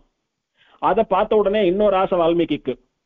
பெருமாளும் பிராட்டியும் இந்த புஷ்பக விமானத்திலே ஏறி ஆகாசத்திலே பறப்பது போல சேவை சாதிக்கணும் அப்படின்னு பிரார்த்திக்க, அப்படியே பெருமாள் ஆச்சரியமா பிராட்டியினுடைய கையை பிடித்து ஏத்தி விமானத்திலே அமர்த்தி வைத்து பெருமாளும் பிராட்டியும் சேர்த்தி சேவையோட புஷ்பக விமானத்திலே அப்படியே ஆகாசத்திலே பறக்க, வால்மீகிய நீதானே எங்களை இந்த மாதிரி ஒற்றுமையா சேவிக்கணும்னு ஆசைப்பட்ட, வாடா குழந்தைன்னு பெருமாளும் பிராட்டியும் வால்மீகியையும் கூட கையை பிடித்து அழைத்து கொண்டு அந்த புஷ்பக விமானத்திலே அமர்த்தி கொண்டு பெருமாள் பிராட்டி வால்மீகி 3 பேரும் ஆகாசத்துல மிதக்கிறா.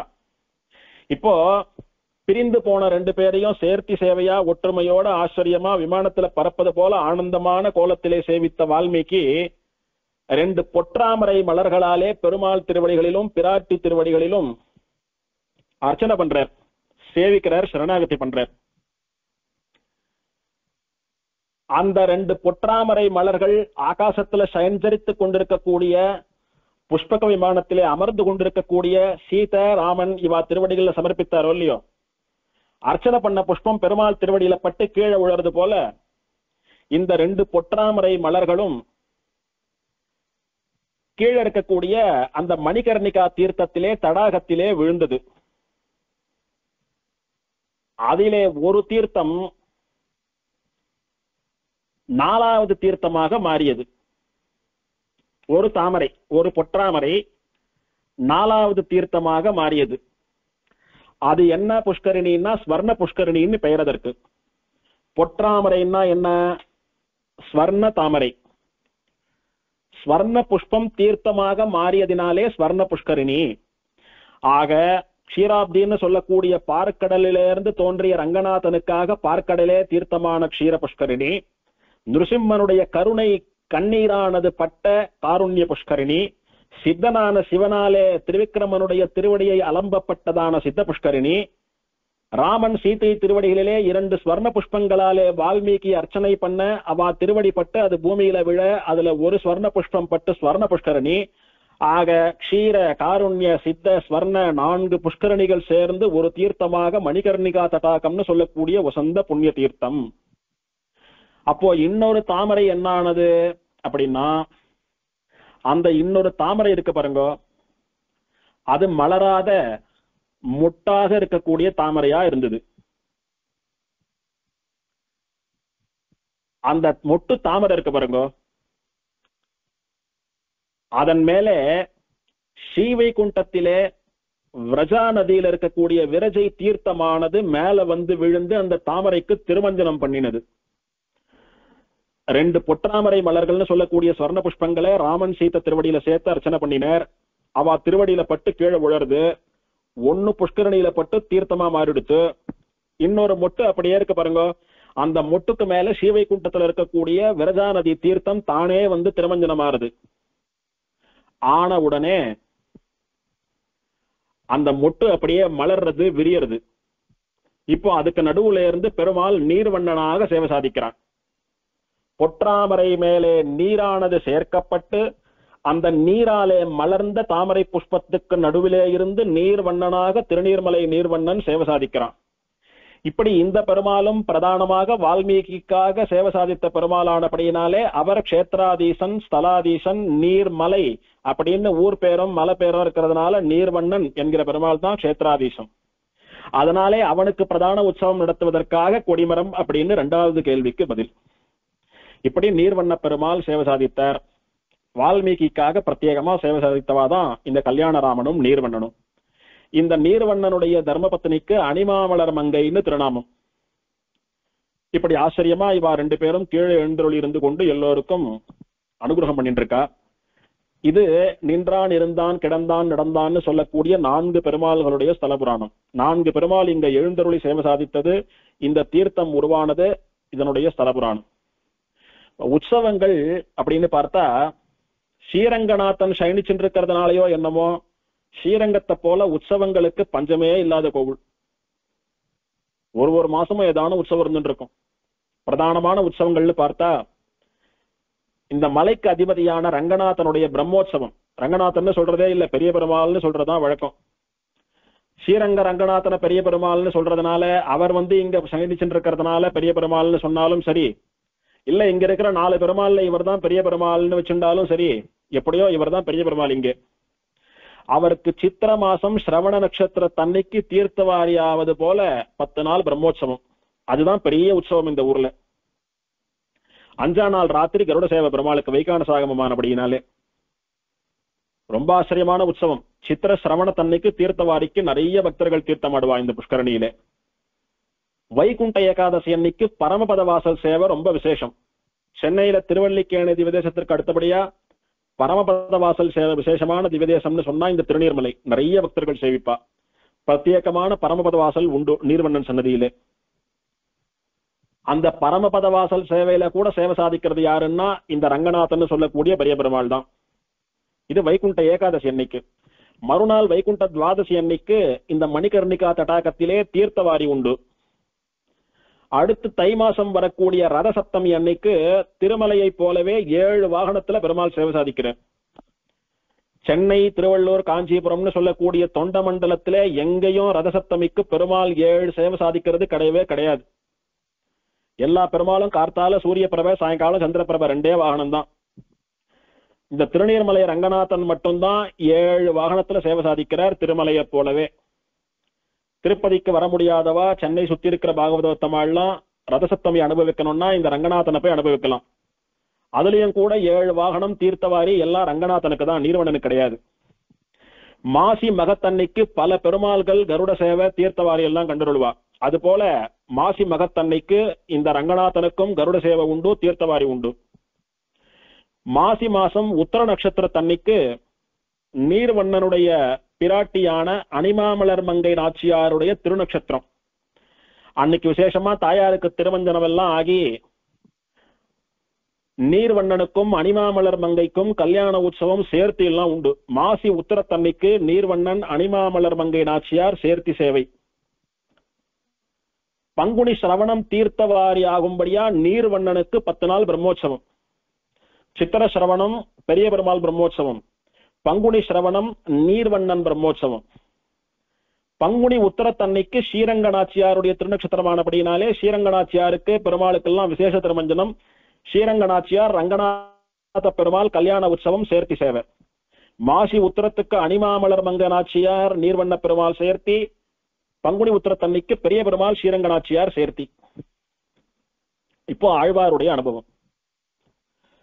திருமங்கை ஆழ்வார் இந்த திவதேசத்தை மங்களாசாசனம் பண்ணோன்னு வர வந்த போது அடாத தொடர் மழை பெஞ்சுண்டு வந்த காரணத்தினால ஆழ்வாரால மலை ஏறி போய் பெருமாளை சேவிக்க முடியல, ஊருக்கே நெருங்க முடியல. ஊருக்கு ரொம்ப தூரத்திலேயே நின்றுடுறார் ஆழ்வார். மலையை சுத்தி ஊரை சுத்தி அப்படியே ஜல்லம் வெள்ளக்காடா மிதக்கிறது. மலைக்கு யாரும் போகக்கூடாது, மலைக்கு நாங்க தான் பாதுகாப்புன்னு சொல்றது போல ஜலம் அப்படியே மலையை சுத்தி பாதுகாப்பா அரண் போல வேலி போல நிக்கிறது. ஆழ்வாரால பெருமாளை சேவிக்க முடியல. ஒரு பெருமாள் இருந்தாவே ஆழ்வார் உடாம தொடர்ந்து போய் சேவிக்க கூடியவர். 1க்கு 4 பெருமாள் 5 பெருமாள் இருக்கா, ஆழ்வாருக்கு உடனோன்னு மனசு வருமோ? எவ்வளவு நாள் ஆனாலும் பரவாயில்ல, மழை ஜலம் வடிஞ்சு ஆழ்வார் பெருமாளை சேவிச்சுட்டு தான் போறதுன்னு முடிவு பண்ணிவிட்டார். 1 நாள் 2 நாள் 4 நாள் 5 நாள் 1 வாரம் 1 மாசம் 6 மாசம் ஆயிடுச்சு. 6 மாசம் இல்ல 6 வருஷம் ஆனாலும் உன்னை சேவிக்காம போறது இல்லைன்னு ஆழ்வார் என்ன பண்ணினார், ஒரு இடத்துல போய் தங்கிவிட்டார். எதுக்கு மேல இவரால போக முடியலையோ, எது வரைக்கும் ஜலம் இருக்கோ அதுக்கு தூரமா இருக்கக்கூடிய ஒரு சின்ன மலை, திருநீர்மலைக்கு எதிரே இருக்கக்கூடிய ஒரு சின்ன மலை, அந்த மலையில போய் ஆழ்வார் தங்கிவிட்டார். எதுக்கு மலையில தங்கினார் அப்படின்னா, சுத்தி ஜலம் சூழ்ந்து இருக்கிறது மலையை சுத்தி, மலையை சேவிக்க முடியல. இன்னொரு சின்ன மலை மேல ஏறி உட்கார்ந்துட்டாலாவது இந்த மலை கண்ணுக்கு படுறதா, அந்த மலையை சேவிச்சுட்டு பெருமாள் அனுபவிச்சுட்டு இருக்கலாம். ஆழ்வார் தவம் பண்றது போல அந்த மலையில போய் 6 மாச காலம் தங்கியிருந்தார். அந்த மலைக்கு திருவங்கை ஆழ்வார் மலைன்னு பேர் சொல்றா. அந்த ஊருக்கு திருவங்கை ஆழ்வார்புரம்னு பேர் இருக்கு.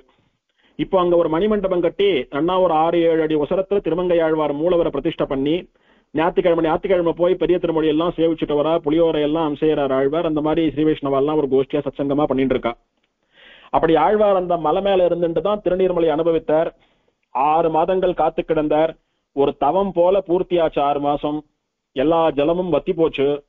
கஷேத்திரத்துக்கிட்ட வந்தார், தீர்த்தத்தை சேவித்தார், தீர்த்தமாடினார். கீழே இருக்கிற பெருமாள் மேல இருக்கிற பெருமாள் எல்லோரையும் கண்களார வாரி விழுங்கி பருகி அனுபவித்தார். பாசுரங்களாலே மங்களாசாசனம் பண்ணினார். திருநீர்மலை திவ்யதேசமானது. திருமங்கை ஆழ்வாருக்கு முன்னாலேயே பூதத்தாழ்வார் ஏற்கனவே இந்த திவ்யதேசத்தை மங்களாசாசனம் பண்றார். இப்படி மலையை சுத்தி ஜலம் இருந்தபடியினாலே ஆழ்வாரால சேவிக்க முடியாம போயிடவே ஆழ்வார் இந்த ஜலம் பத்தி பெருமாளை சேவிச்சுட்டு தான் போவேன்னு தவக்கோலத்திலே அமர்ந்த மலை இது. பூதத்தாழ்வார் பயின்றது அரங்கம் திருக்கோட்டி, பண்ணால் பயின்றதுவும் வேங்கடமே, பண்ணால் பயின்றது அணிதிகழும் சோலை அணிநீர் மலையே, மணி திகழும் வந்தடக்கைமால் அப்படின்னு ஸ்ரீரங்கம், திருக்கோட்டியூர், திருவேங்கடம், திருமாலிருஞ்சோலை, திருநீர்மலை இப்படின்னு பல திவ்யதேசங்களை எல்லாம் மங்களாசாசனம் பண்ணுகிற ஒரு பாசுரத்திலே அணி நீர்மலையே, அழகான நீர்மலை என்று இந்த திருநீர்மலையை மங்களாசாசனம் பண்ணியிருக்கிறார். திருமங்கை ஆழ்வாருக்கு முன்னாலேயே பூதத்தாழ்வாராலே திவ்யதேச அந்தஸ்தை பெற்ற திவ்யதேசம் இது. இப்போ திருமங்கை ஆழ்வார் வந்தார், 6 மாசம் தங்கியிருந்தார், பெருமாள் அனுபவித்தார். பெருமாள் ஆழ்வாருக்கு நின்ற, இருந்த, கிடந்த, நடந்த என்ற 4 திருக்கோலங்களிலும் ஆச்சரியமா காட்சி கொடுக்கிறார்.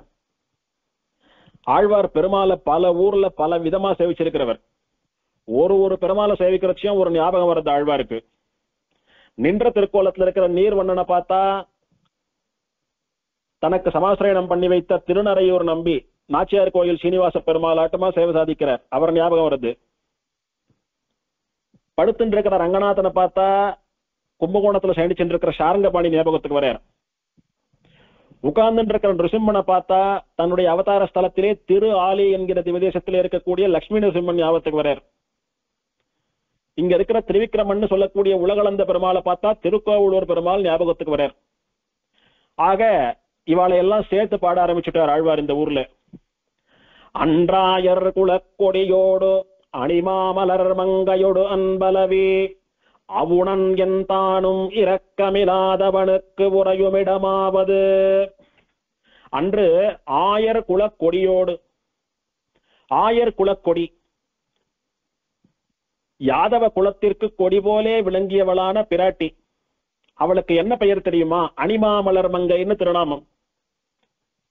ராகவத்வே அபவத் சீதாக ருக்மிணி கிருஷ்ண ஜன்மணின்னு பெருமாள் எந்த அவதாரம் எடுத்தாலும் அவனுக்கு தகுந்தது போல அவதாரம் எடுக்கக்கூடியவள் பிராட்டி. அப்படி அன்னைக்கு கிருஷ்ணாவதாரத்திலே நப்பின்னையா அவதாரம் பண்ணின அந்த பிராட்டி தான் இன்னைக்கு நீர்வண்ணனுக்கு தகுந்தபடி அர்ச்சாவதாரத்திலே அணிமாமலர் மங்கையா அவதாரம் பண்ணிருக்கா. அவளோட பெருமாள் என்ன பண்ணிட்டு இருக்கான்? அன்பு அளவி, அளவுதல் அளவலாவுதல் அப்படின்னா ஆசையா பேசுறது. எப்படி பேசுறானா? அன்போடு பேசுறானா. அதாவது ஏதோ காரியம் ஆனோன்னு பெருமாள் மனசுல கோபத்தை வஞ்சத்தை வச்சுட்டு பொய் பாசத்தை எல்லாம் வச்சுட்டு வேஷம் போடலையா, உண்மையான அன்போட பிராட்டியின் இடத்துல பேசுறானா. அப்படி இவா ரெண்டு பேரும் ஒருத்தர் மேல ஒருத்தர் உண்மையான அன்போட அளவளவினாதான் அவ ரெண்டு பேருடைய தாம்பத்தியம் ஒற்றுமையா இருக்கும். அப்போதான் குழந்தைகளான நமக்கெல்லாம் லாபம், நாமெல்லாம் ஒழுங்கா இருப்போம்.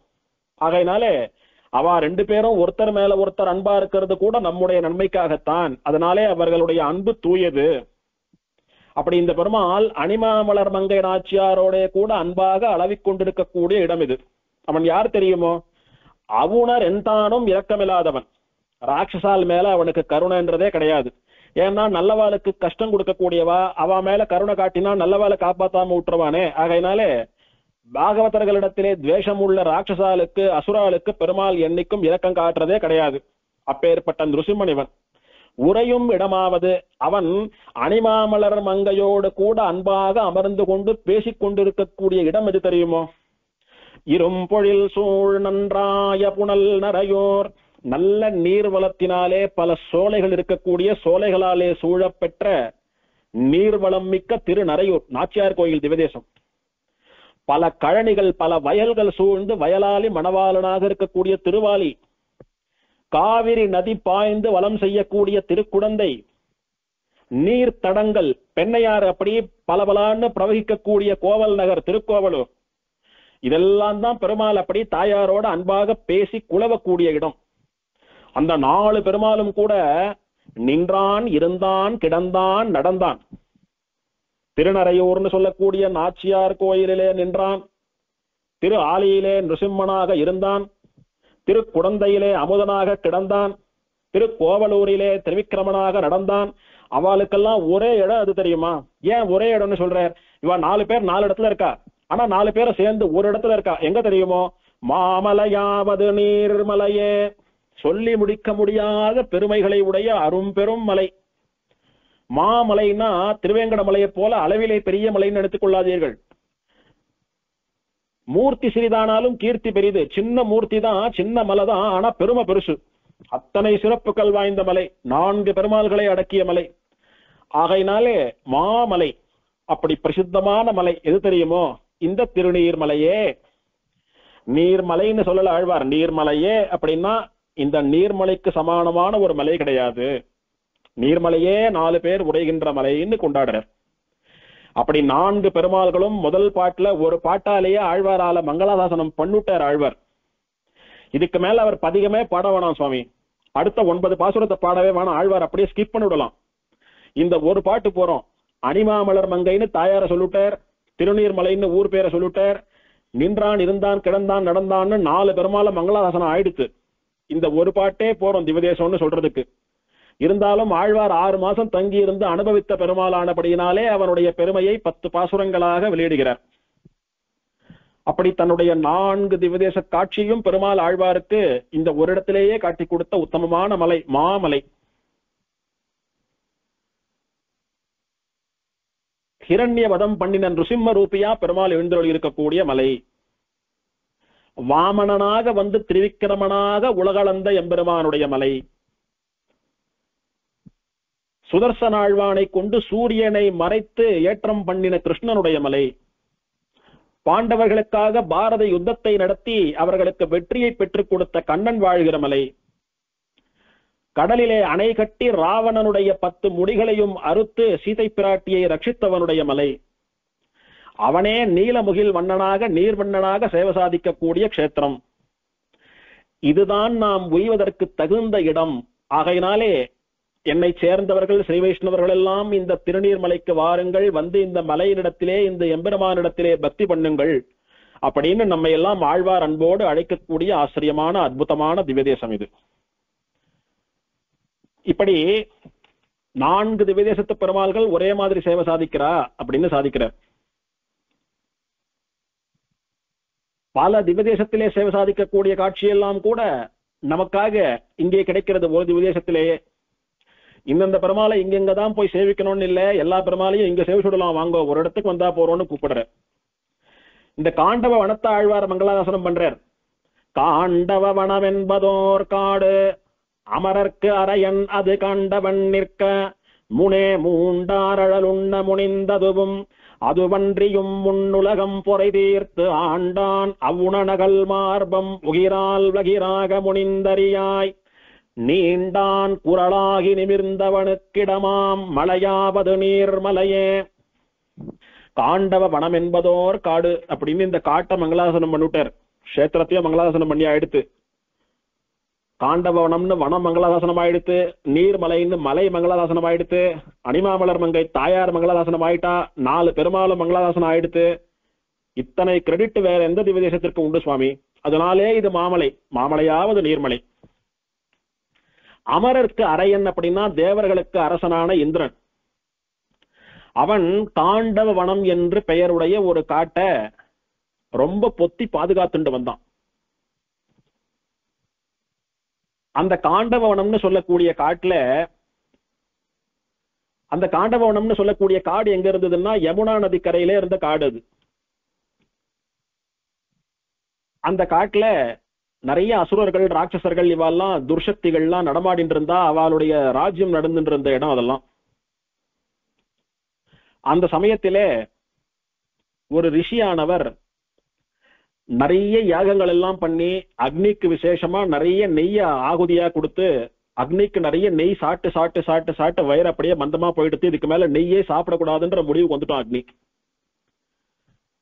அந்த மாதிரி சமயத்திலே நாம ஏதான ஒரு வஸ்து ரொம்ப சீக்கிரத்துல ஜீரணமாகாத வஸ்து நிறைய சாப்பிட்டோம்னா அதுக்கு மேல ஒன்னும் சாப்பிடணும்னு தோணாது, வயிறு மலப்பா போடும். அதுக்கு பிரத்தியா மருந்தா ஏதானு சாப்பிட்டா அது சரியாகும்னு சொல்றாளோ இல்லையோ? இப்ப நிறைய மாம்பழம் சாப்பிட்டு மந்தமாயிடுத்துன்னா பால் சாப்பிடணும் அப்ப தெளிவுன்னு சொல்றாளோ இல்லையோ? அந்த மாதிரி ஸ்வேதகேன்னு சொல்லக்கூடிய ஒரு ராஜ ரிஷி தொடர்ந்து பல நாள் தீர்க்க சத்திரம்னு ஒரு பெரிய யாகத்தை பண்ணிட்டு இருக்கார். அதுல தாரதாரையா நெய்ய கொட்டின்னு இருக்கார். இப்படி நெய்ய சாட்டு சாட்டு நெய்யே பிடிக்காம வெகட்டி போயிடுது அக்னிக்கு.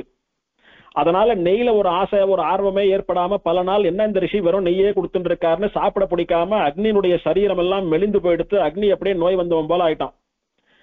இப்ப வேற வழி இல்லாம பிரம்மனிடத்துல போய் இந்த ரிஷி நெய்ய குத்தியே சாகடிச்சுடுவார் போல் இருக்கு, என்ன என்னால நெய்ய தவிர வேற ஏதானு சாப்பிடணும்னு தோன்றது சுவாமி, நெய்ய சாப்பிடறதுக்கு இஷ்டமே இல்லை எனக்கு அப்படின்னா, அக்னி நெய்ய வாங்கிட்டு அவளுடைய பிரார்த்தனையை நிறைவேற்றுறது தானே உன்னுடைய காரியம், இப்படி சொல்லலாமோன்னா அதுக்குன்னு இத்தனை நெய் கூட்டினா நான் என்ன பண்றது சுவாமி?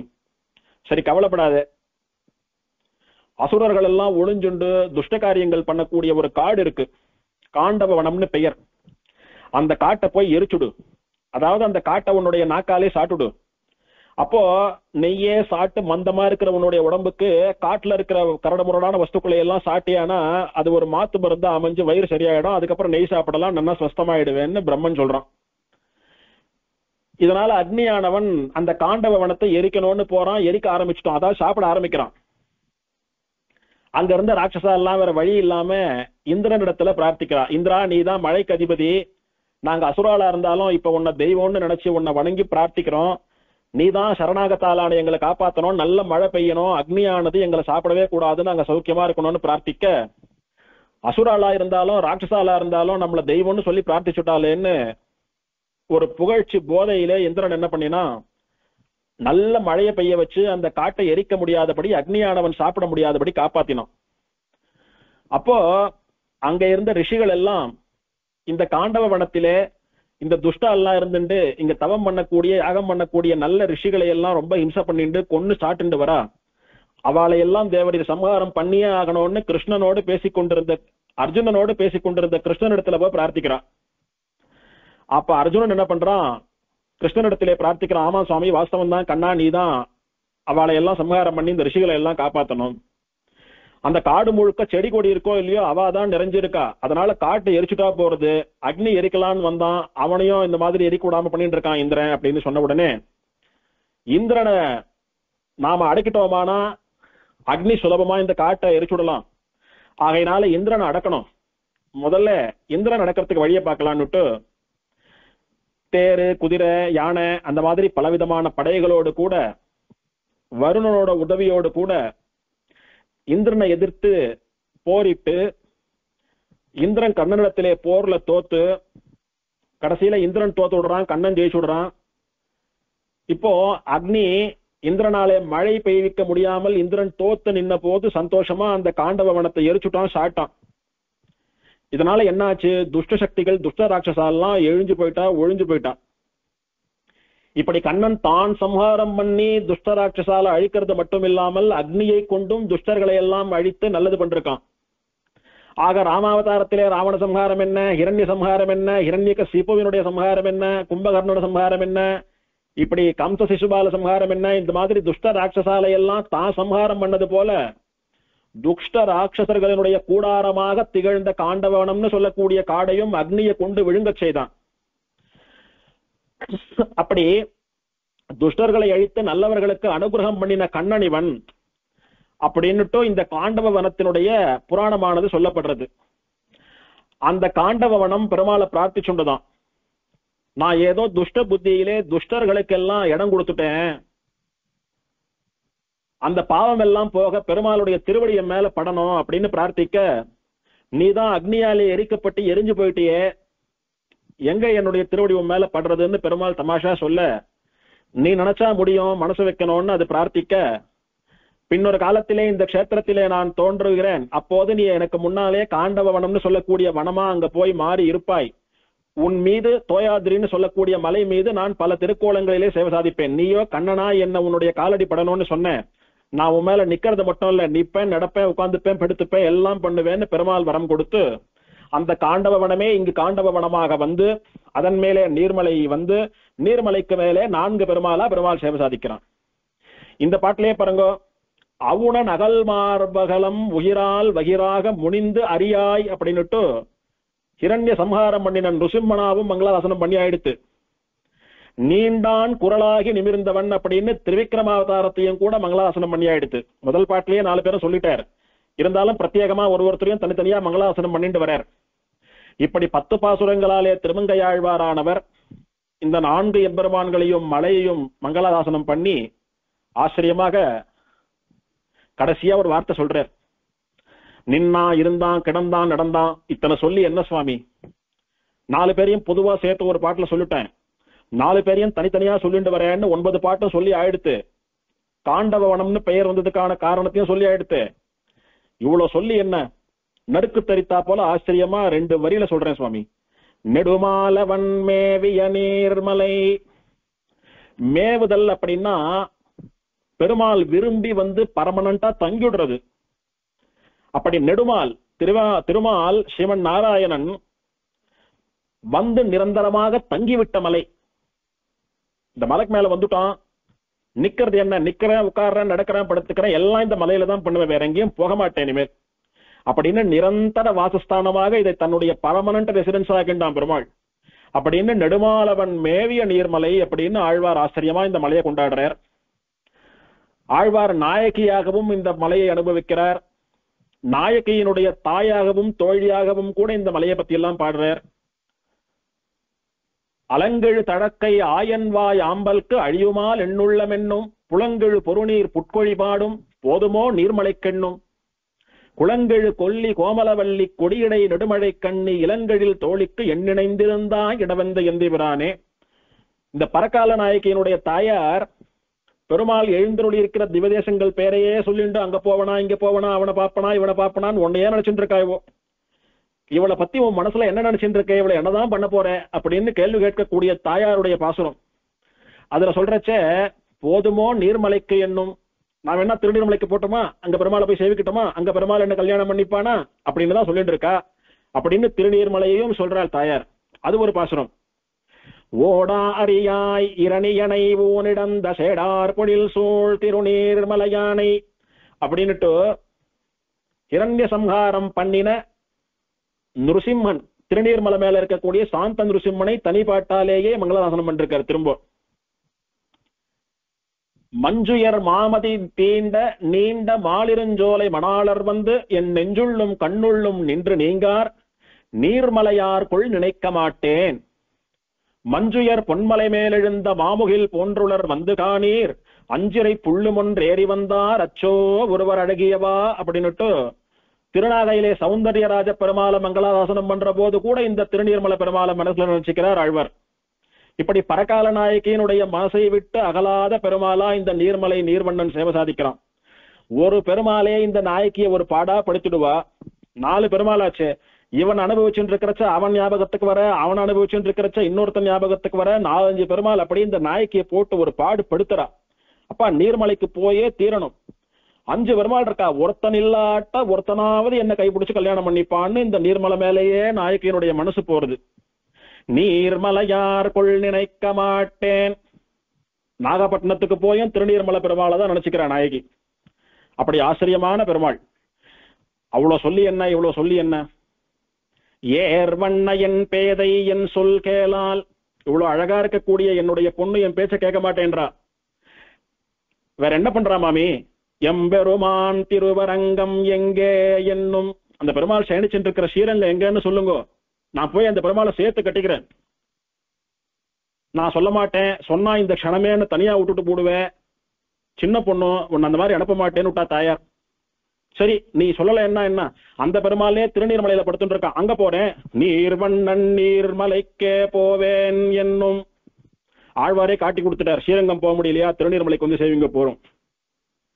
இது வன்றோ நிறையழிந்தார் நிற்குமாரே, மனசுல ரங்கநாதன் வந்து பூந்துட்டான், ஸ்ரீரங்கத்துல போய் அனுபவிக்கணும். முடியலையா திருநீர்மலைக்கானும் போய் அனுபவிச்சுடணும்.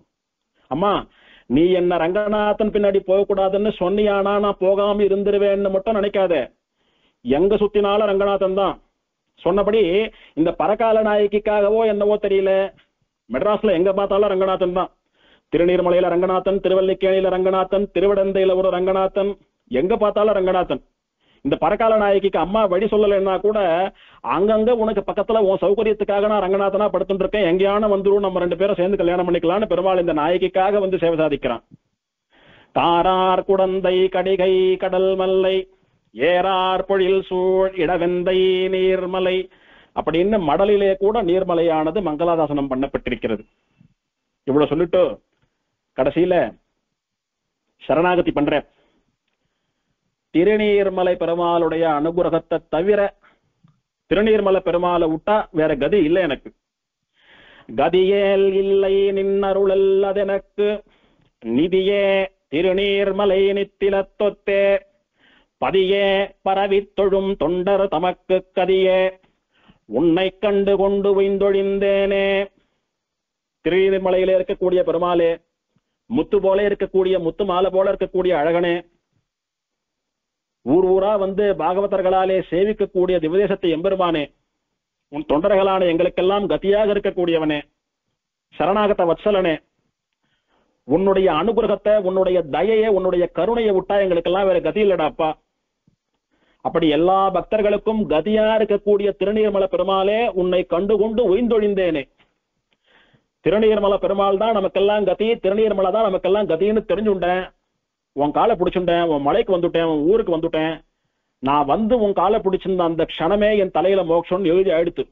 கண்டு கொண்டு உய்ந்தொழிந்தேனே, அடிக்கீழ் அமர்ந்து புகுந்தேனேன்னு திருவேங்கடமுடியார் இடத்திலே சரணாகதி பண்ணி மோட்சத்துக்கு போனேன்னு சொன்ன நம்மாழ்வாரை போலே உன்னை கண்டுகொண்டு உய்ந்து ஒழிந்தேனேன்னுட்டு மோட்சத்துக்கு போனேன்னே சொல்லிட்டார் திருமங்கை ஆழ்வார் இங்கே.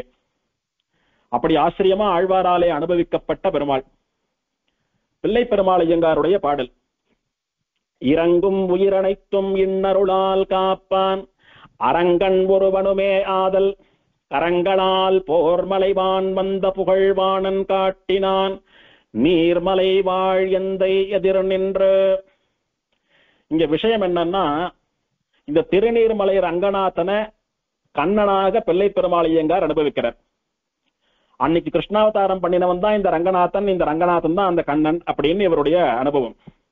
விஷயம் என்ன சொல்றாரு அப்படின்னா, பானாசுரன் ஒரு பெரிய மகா வீரனான அசுரன், சிவனோடு கூட எதிர்த்து சண்டை போடக்கூடிய அளவுக்கு பராக்கிரமம் உடையவன். அவனுடைய பெண் உஷை, அவளை கண்ணனுடைய பேரனான அனிருத்தன் காதலித்தான். அவனை வலுக்கட்டாயமா தூக்கி வச்சுன்னு போய் சிறை வச்சு கல்யாணம் பண்ணிக்கணும்னு உஷையானவள் கடத்திட்டு போயிட்டா. உஷையோட சண்டை போட முடியாது, பொண்ணோவோ. அதனால அவள் தகப்பனான பானாசுரனோடு சண்டை போட்டு தன்னுடைய பேரனான அனிருத்தனை மீட்டு வரணும்னு கண்ணன் யுத்தத்துக்கு போறான். பானாசுரன் பரம சிவபக்தன், நிறைய வரமெல்லாம் வாங்கினவன், தபஸ் பண்ணினவன், உடம்புல நிறைய வீரதீர பராக்கிரமமான ஒரு பெரிய வீரனவன். நிறைய சண்டைகளை பார்த்திருக்கான். இந்திரன் எல்லாம் அவன் பேரை கேட்டாவே பதறி ஓடுவான். அப்பேற்பட்டவன் சிவனையும் துணை கழிச்சுட்டு நிறைய ராட்சசால நிறைய ஆயுதங்களை எல்லாம் எடுத்துட்டு கண்ணனோட சேர்ந்து நீயா நானா பார்த்துடலான்னு மோத ஆரம்பிச்சுட்டான். பெருமாளுடைய வீரதீர பராக்கிரமத்தை பார்த்த உடனே சிவன் அவனுடைய படைகள் இவெல்லாம் பயந்து ஒதுங்கி பின் வாங்கிவிட்டா. இப்ப நீயா நானா பார்த்துடலான்னு 1-on-1 சண்டை நடக்கிறது. பெருமாள் பார்த்துட்டே வந்தார். இவன் அடங்குற மாதிரி தெரியல, ரொம்ப ஆடினான். உடனே தன்னுடைய சுதர்சன சக்கரத்தாலே இவனுடைய 1000 கைகளையும் ஒன்னொன்னா வெட்ட ஆரம்பிச்சான். 996 கை போயிடுத்து. அடுத்து 4 கை தான் பாக்கி. அதை வெட்டுற சமயத்துல சிவன் என்ன பண்ணினா, அப்படி கண்ணனுடைய காலை போய் பிடிச்சுட்டான். என்னுடைய பரம பக்தன் இவன், இவனுக்காக நான் ஒன்னும் பண்ணல, அவனுக்கு சமானமா நான் தோல் கொடுக்கறேன்னு வந்தேன். உங்களுடைய வீரத்தீர பராக்கிரமத்தை பார்த்த உடனே தப்பு பண்ணிட்டேன், பயந்து ஒதுவிட்டேன். இருந்தாலும் பக்தனை காப்பாற்ற வேண்டியது தெய்வத்துடைய கடமை. எனக்காக அவனை மன்னிச்சு விட்டுடுங்கோ, எனக்காக அவனுடைய 4 கையை காப்பாத்தி விட்டுடுங்கோ, அவன் கையை வெட்டாதுங்கோ அப்படின்னு பிரார்த்திக்க, சிவனுக்காக போனா போறதுன்னு பானாசுரனுடைய 4 கைகளை வெட்டாம அவனை சம்ஹாரம் பண்ணாம போஷி போன்னு விட்டுட்டான் கண்ணன். அப்ப பானாசுரன் தெரிஞ்சுட்டானா, இவனை நம்பி சண்டைக்கு இறங்கினா இவன் பயந்து போய் படைகளை அழிச்சுட்டு பின்வாங்கிட்டானே, இவனை போய் தெய்வம்னு சேவிச்சுட்டு இருந்தமே.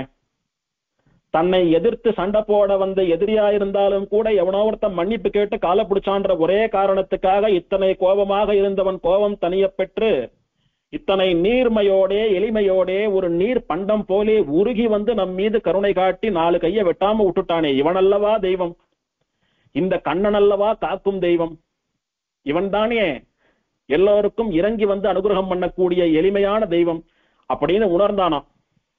அந்த கண்ணன் வேறு யாரும் இல்லை, இந்த திருநீர்மலை வாழ் எந்தை தான் அப்படின்னு பிள்ளை பெருமாள் ஐயங்காருடைய அனுபவம்.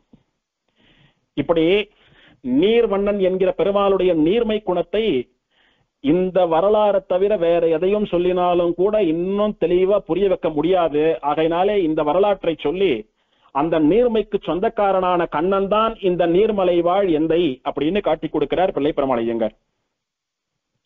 விஷ்ணு ஸ்தலாதர்ச தியான ஸ்லோகம். ஸ்ரீமான் நீரதராதரேந்திர சிகரே திஷ்டன் புரஸ்தான் முகஹ தீரே ஸ்ரீமணிகர்ணிகாக்கிய சரசோ கச்சன் சபன் சர்வதா தேவஹ பங்கஜவாசினி பிரியசகோ நீராத்ரிவைமானிகஹ தத்தேஷாதிபசக்கரவர்த்தி பரதோ தத்யாத் சுவித்யாம் சமே. ஸ்ரீமான் பிராட்டியோடு கூடிய எம்பெருமான். நீர தராதர இந்திர, தராதரம் அப்படின்னா மலை, தராதர இந்திரம் அப்படின்னா மலைகளுக்கெல்லாம் அரசனாக திகழக்கூடிய மலை. எது? நீர தராதர இந்திர, நீர்மலைன்னு சொல்லக்கூடிய திருநீர்மலை. பெருமாள் பிராட்டியோடு கூட திருநீர்மலைன்னு சொல்லக்கூடிய சிகரத்தின் மேலே கிழக்கு பார்த்த முகத்தை, கிழக்கே திருமுக மண்டலத்தை காட்டிக்கொண்டு தீரே ஸ்ரீ மணிகர்ணிகாக்கிய சரசோ, மணிகர்ணிகா சரஸ்னு சொல்லக்கூடிய புஷ்கரணியினுடைய கரையிலே கச்சன்னு சபன்னு அமர்ந்து கொண்டு படுத்துக்கொண்டோன்னு பல கோலங்கள்ல சர்வதா எல்லா காலத்திலும் தேவகா பங்கஜவாசினி பிரிய சகோ, பெருமாள் பங்கஜவாசினின்னு சொல்லக்கூடிய அணிமாமலர் மங்கை தாயாருக்கு பிரிய சகாவாக, அப்படின்னா காதல் கணவனாக, அணிமாமலர் மங்கையோடு அன்பு அளவின்னு சொன்னாரோ இல்லையா ஆழ்வார், அப்படி யார் அன்பு அளவுவா? பிரிய சகனும் பிரிய சகியும். அவ ரெண்டு பேரும் இங்க அணிமாமலர் மங்கன் ஆட்சியாராவும் நீராதிரி பெருமாளாவும் அளவலாவின் இருக்கா. எங்கே? நீராதிரி வைமானிகா, நீராதிரி விமானம்னு சொல்லக்கூடிய விமானத்தினுடைய கீழே தத் தேசாதிபகா, அந்த தேசத்துக்கு அதிபன், அதாவது ராஜாவான சக்கரவர்த்தி, அதாவது தொண்ட நாட்டுக்கு ராஜாவான தொண்டமான் சக்கரவர்த்திக்கு வரதோ வரம் தந்து அவனுக்கு சேவை சாதித்தவனாக தத்யா சுவித்யாம் சமே. வித்யை அப்படின்னா கல்வி, சுவித்யைன்னா நல்ல கல்வி. கல்வியில என்ன சுவாமி நல்ல கல்வி கெட்ட கல்வி? இந்த வாழ்க்கைக்கு மட்டும் தேவையானது கேவலம் லௌகிக கல்வி, அது வித்யை. மோட்சம் வரை பெற்றுத்தரக்கூடிய ஆத்ம வித்யை தான் நல்ல கல்வி. ஆகையினாலே சுவித்யை, அதாவது பெருமாளை பத்தின ஞானம், பரமாத்ம ஞானம். பெருமாளை நமக்கு அறிவிக்கிற ஞானம் தான் வசந்தது, மற்றதெல்லாம் வீண் அப்படின்னு விட்டார் சுவாமி தேசிகன். சுமையான கல்விகள் சூழ வந்தாலும் சுமையவை என்று அப்படின்னு தேசிய பிரபந்தத்தில் சாதிக்கிறார். வேதாந்த கல்வியை தவிர மற்றதெல்லாம் சுமையான கல்வி, பேர்டன் அப்படின்றார் சுவாமி. ஏன்னா அவருக்கு பணம் பொருள் பதவி எல்லாம் தேவையில்லை, பெருமாள் தான் தேவை தேசிகனுக்கு. அதுபோல இந்த பெருமாள் விஷயமான ஞானத்தை, சுவித்யை தத்யாத் கொடுக்கட்டும், சமே எனக்கு கொடுக்கட்டும்னு பிரார்த்திக்கிறார். திருநீர்மலை என்கிற திவதேசத்திலே நீர்வண்ண பெருமாள் என்கிற பெயரோடு அணிமாமலர் மங்கை தாயாருக்கு பிரிய சகாவாக நீராதிரி விமான நிழலிலே மணிகர்ணிகா தீர்த்தக்கரையிலே கிழக்கு நோக்கி நின்ற திருக்கோலத்திலே தொண்டைமான் சக்கரவர்த்திக்கு காட்சி கொடுத்தவனாக எழுந்தருளி இருக்கிற நீர்மலை அதிபதியான நீர்வண்ணன் எம்பெருமான் தன் விஷயமான மெய்ஞான கல்வின்னு சொல்லக்கூடிய வேதாந்த ஞானத்தை எனக்கு அனுகிரகம் பண்ணட்டும்னு பிரார்த்திக்கிறார். வேதாந்தத்தின் விழுப்பொருளா இருக்கக்கூடிய அந்த பெருமாள் தாயார் தான் வேதாந்த ஞானத்தை எங்களுக்கு அனுகிரகம் பண்ணணும்னு பிரார்த்தனை. ஸ்ரீமான் நீரதராதரேந்திர சிகரே திஷ்டன் புரஸ்தான் முகः தீரே ஸ்ரீமணிகர்ணிகாக்கிய சரசோ கச்சன் ஸ்வபன் சர்வதா தேவः பங்கஜவாசினி பிரியசகோ நீராத்ரி வைமானிகः தத்தேஷாதிபசக்கரவர்த்தி வரதோ தத்யாத் சுவித்யாம் சமே. கதியேல் இல்லை நின்னருளல்லதெனக்கு நிதியே திருநீர்மலை நித்திலத்தொத்தே பதியே பரவித்தொழும் தொண்டர் தமக்கு கதியே உன்னை கண்டு கொண்டு உய்ந்தொழிந்தேனே. ஸ்ரீமதே ஸ்ரீரங்கநாயிகா சமேத ரங்கநாத பரபிரம்மணே நமः. ஸ்ரீமதே அணிமாமலர் மங்காநாயிகா சமேத நீர்வண்ண பரபிரம்மணே நமः. பூதத்தாழ்வார் திருமங்கையாழ்வார் திருவடிகளே சரணம். சீரார் தூப்புள் திருவேங்கடமுடையான் திருவடிகளே சரணம்.